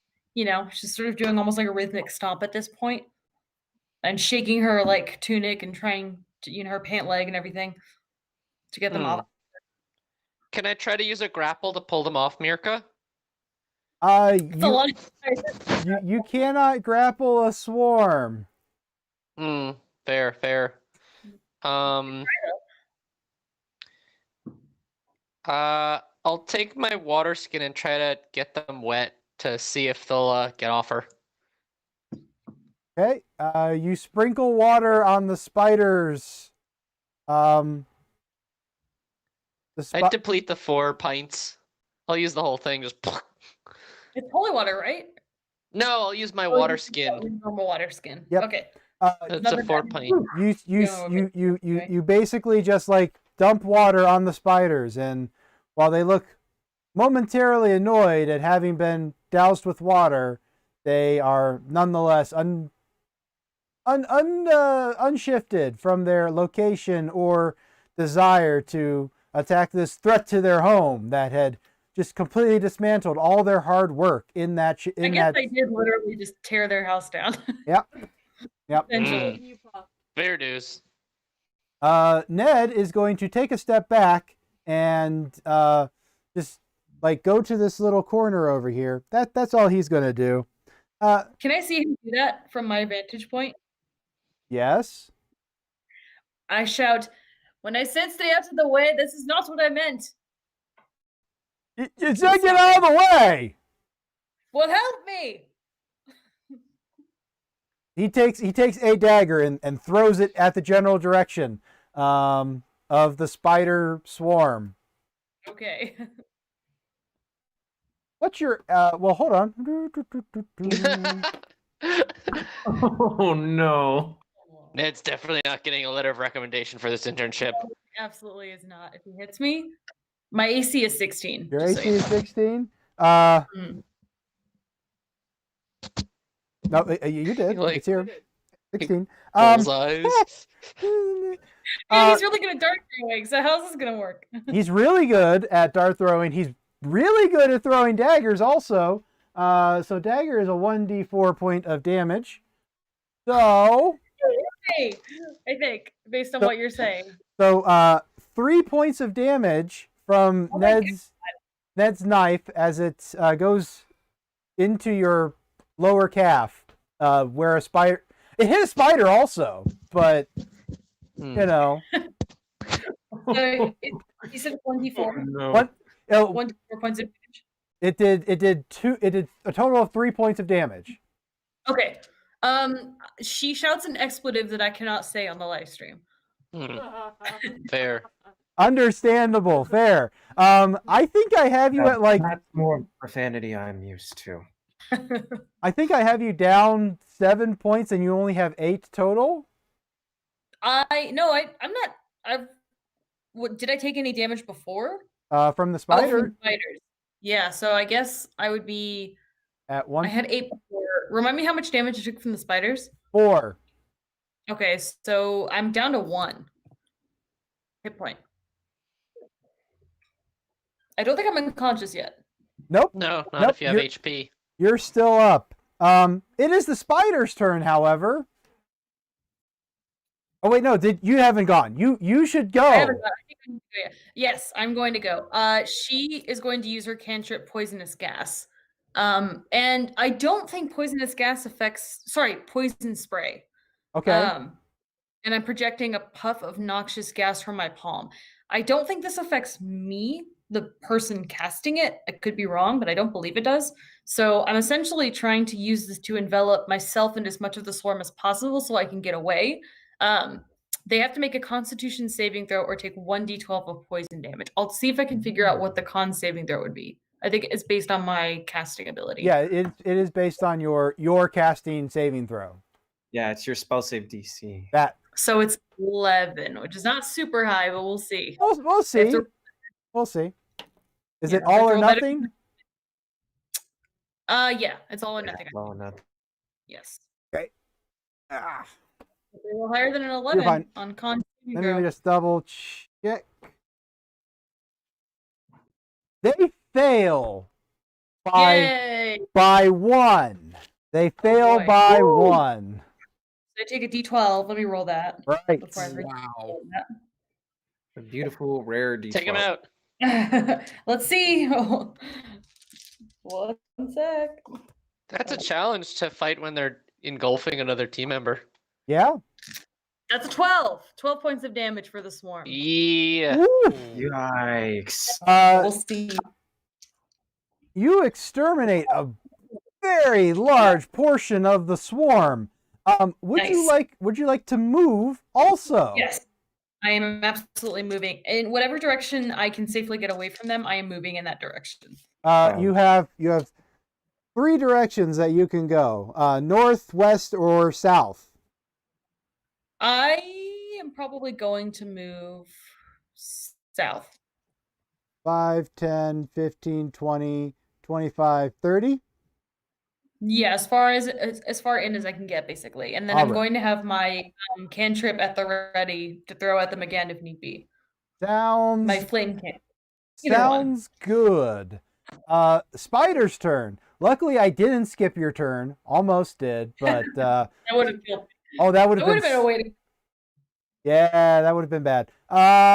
Spiders are going to just go 5, and then odd, it's going to be Taquito. Even, it's going to be Vlad. Oh no. It is odd. So, Taquito. Oh, wait. I was right next to Marin. That makes sense. So there you go. The swarm has come upon you, and they are going to attempt to bite at your feet. And oh, there it is. They are not really able to make purchase through your sturdy boots, so you're good there. JD, you're up. I'm a little bit terrified now, seeing a swarm of spiders survive that noxious gas. I'm not entirely sure what to do. I'm just going to do another magic missile because I know it won't miss and hit my friend. Very good judgment there. Very good And that's judgment another there. 4 points of damage. All right. Well, the 4 points of damage is enough to take out the rest of the swarm as it basically falls dead, bludgeoned and pierced by the magic missile that kind of took out several of them. But you're good. Oh, good. Okay. And with that, we're at the point where we need to wrap up. And No!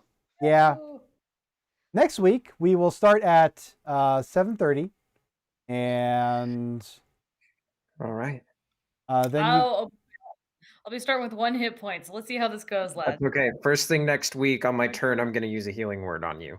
So I don't even know if she's like remember that. Well, out of her okay. path Well, yet. before we actually wrap up, let's actually wrap up this a little bit. So let's make sure we get that out of the way. Okay. But we are in the process of. We're not going to go too far. Last actions. Any information you want to give to a party member or whatever. Go. So, Last action, Yurka is digging the dagger out of her calf and like throwing it to the floor, and again swearing, which is inappropriate for the stream. But that's what she would do. That's what you would probably do if you were stabbed in the calf. fair enough. So Okay. Don't worry about initiative order at this point. Just if you have something that your character wants to either do or say or move, let me know. And anything in that fireplace? I Yeah, saw did you want to check that out? she's like holding on to her bleeding calf and going, I saw something glinting. I might as well check it out. I think it's worth it. But you go. I'll say back over my shoulder. I'll say, in the 9 hells, they say profanity is the mark of a strong soul, and I'll cast healing words with that. Ah, dang it! Only 4 points of health back. I rolled something. 1 on the D4. Pretty good. That's Probably half, enough to stop the bleeding. that is calf and half her maybe health. even, like, That's half her health. So Could have been all of it, but oh well. yeah. She glances back up and she nods her thank you. And 1 spell slot left. Oh, to be a bard. Cantrip City. Cantrip City, baby. That's all I have right now. Okay, Taquito. I'll pick up the dead spiders. Oh. I'll take them and I'll put them by the kitchen door on top of the bedroll. The circle of life is continued. Distract the centipedes if they break out. Sounds good. What kind of spider? Incredible. All right. Widows, brown widows? JD, you got Your anything? song grows by the minute. So Vlad's going to ask, where'd all those spiders come from anyway? They from the thing, the fireplace. Yes. Go. I think they might all be dead now. So maybe go like see if there's something up there. I swear I saw something glinting. Okay. So he'll go check that out. Okay, we'll Yeah. get to that next week, and what you find up in the fireplace. So I think this is a very good place for us to stop. It is 10:30 right now. This has been Saltmarsh, the sinister secrets of Saltmarsh specifically. Oh, don't die, please. All right. We are RPG Research. I've been David Griffith, your GM tonight, and we are a 501c3 nonprofit health and human organization, research and development. Research and Human health. health services organization. That's what it is. Development. Yeah. We'll get there. I'm working on it. Anyway, we do some wonderful programs for the community. We would be doing more that's actually live, but there's the whole, small thing of COVID-19. Maybe you heard of it. So most of our community programs currently are digital, and we do have every first and third Saturday of the month. We have digital programs for our community, and you can find that at rpgresearch.com/events, where you can sign up for what started in Saltmarsh and it moved on to Tyranny of Dragons. And so they're doing that. And then we also have some other campaigns that are going on at the same time. We can also go to rpgresearch.com/donate if you wish to donate and support us. If you wish to volunteer, go to rpgresearch.com/volunteer. That's how these fine folks were able to join our training sessions and do this wonderful playthrough. We're over 3 weeks out, unless you're admin staff. Yeah, applying. FYI. So yeah, if you're wanting to actually join these lovely people that are with me tonight, it may take a while for us to get to you because we have a huge backlog of people we're still trying to get through. I have took the list down from 128 people that have not been contacted. 180 something today. Wait, all during the stream. You went from 120 to 180? We were got more not- people in the time? No, that were not contacted. No, we went from 180. And I contacted about 40 people while we were on stream. Okay, going from 180 to 120 is much better than going from 120 to 180, because that means that in the time that you finished going... I'm scheduled out 3 weeks already on interviews. And I added a Sunday. So I'm interviewing on a Sunday. Right. But right now, we are rushing as much as we can administrative positions, roles, because we need help being able to do all this. I'd like to not do all of the interviews someday. That would be nice. But anyway, this has been Saltmarsh. We will return right here where everyone else is, and I wish everyone a wonderful night, and sweet dreams are made of things. Hey. Yep. Go ahead. Where's your Take care. All right. Hey, good night, everyone. That was a ton of fun. That was really I'm really looking forward to next week. Me too. Likewise. Take care, y'all. Saltmarsh with spiders. Woo! Later, everybody. Great teamwork. Be well. Week.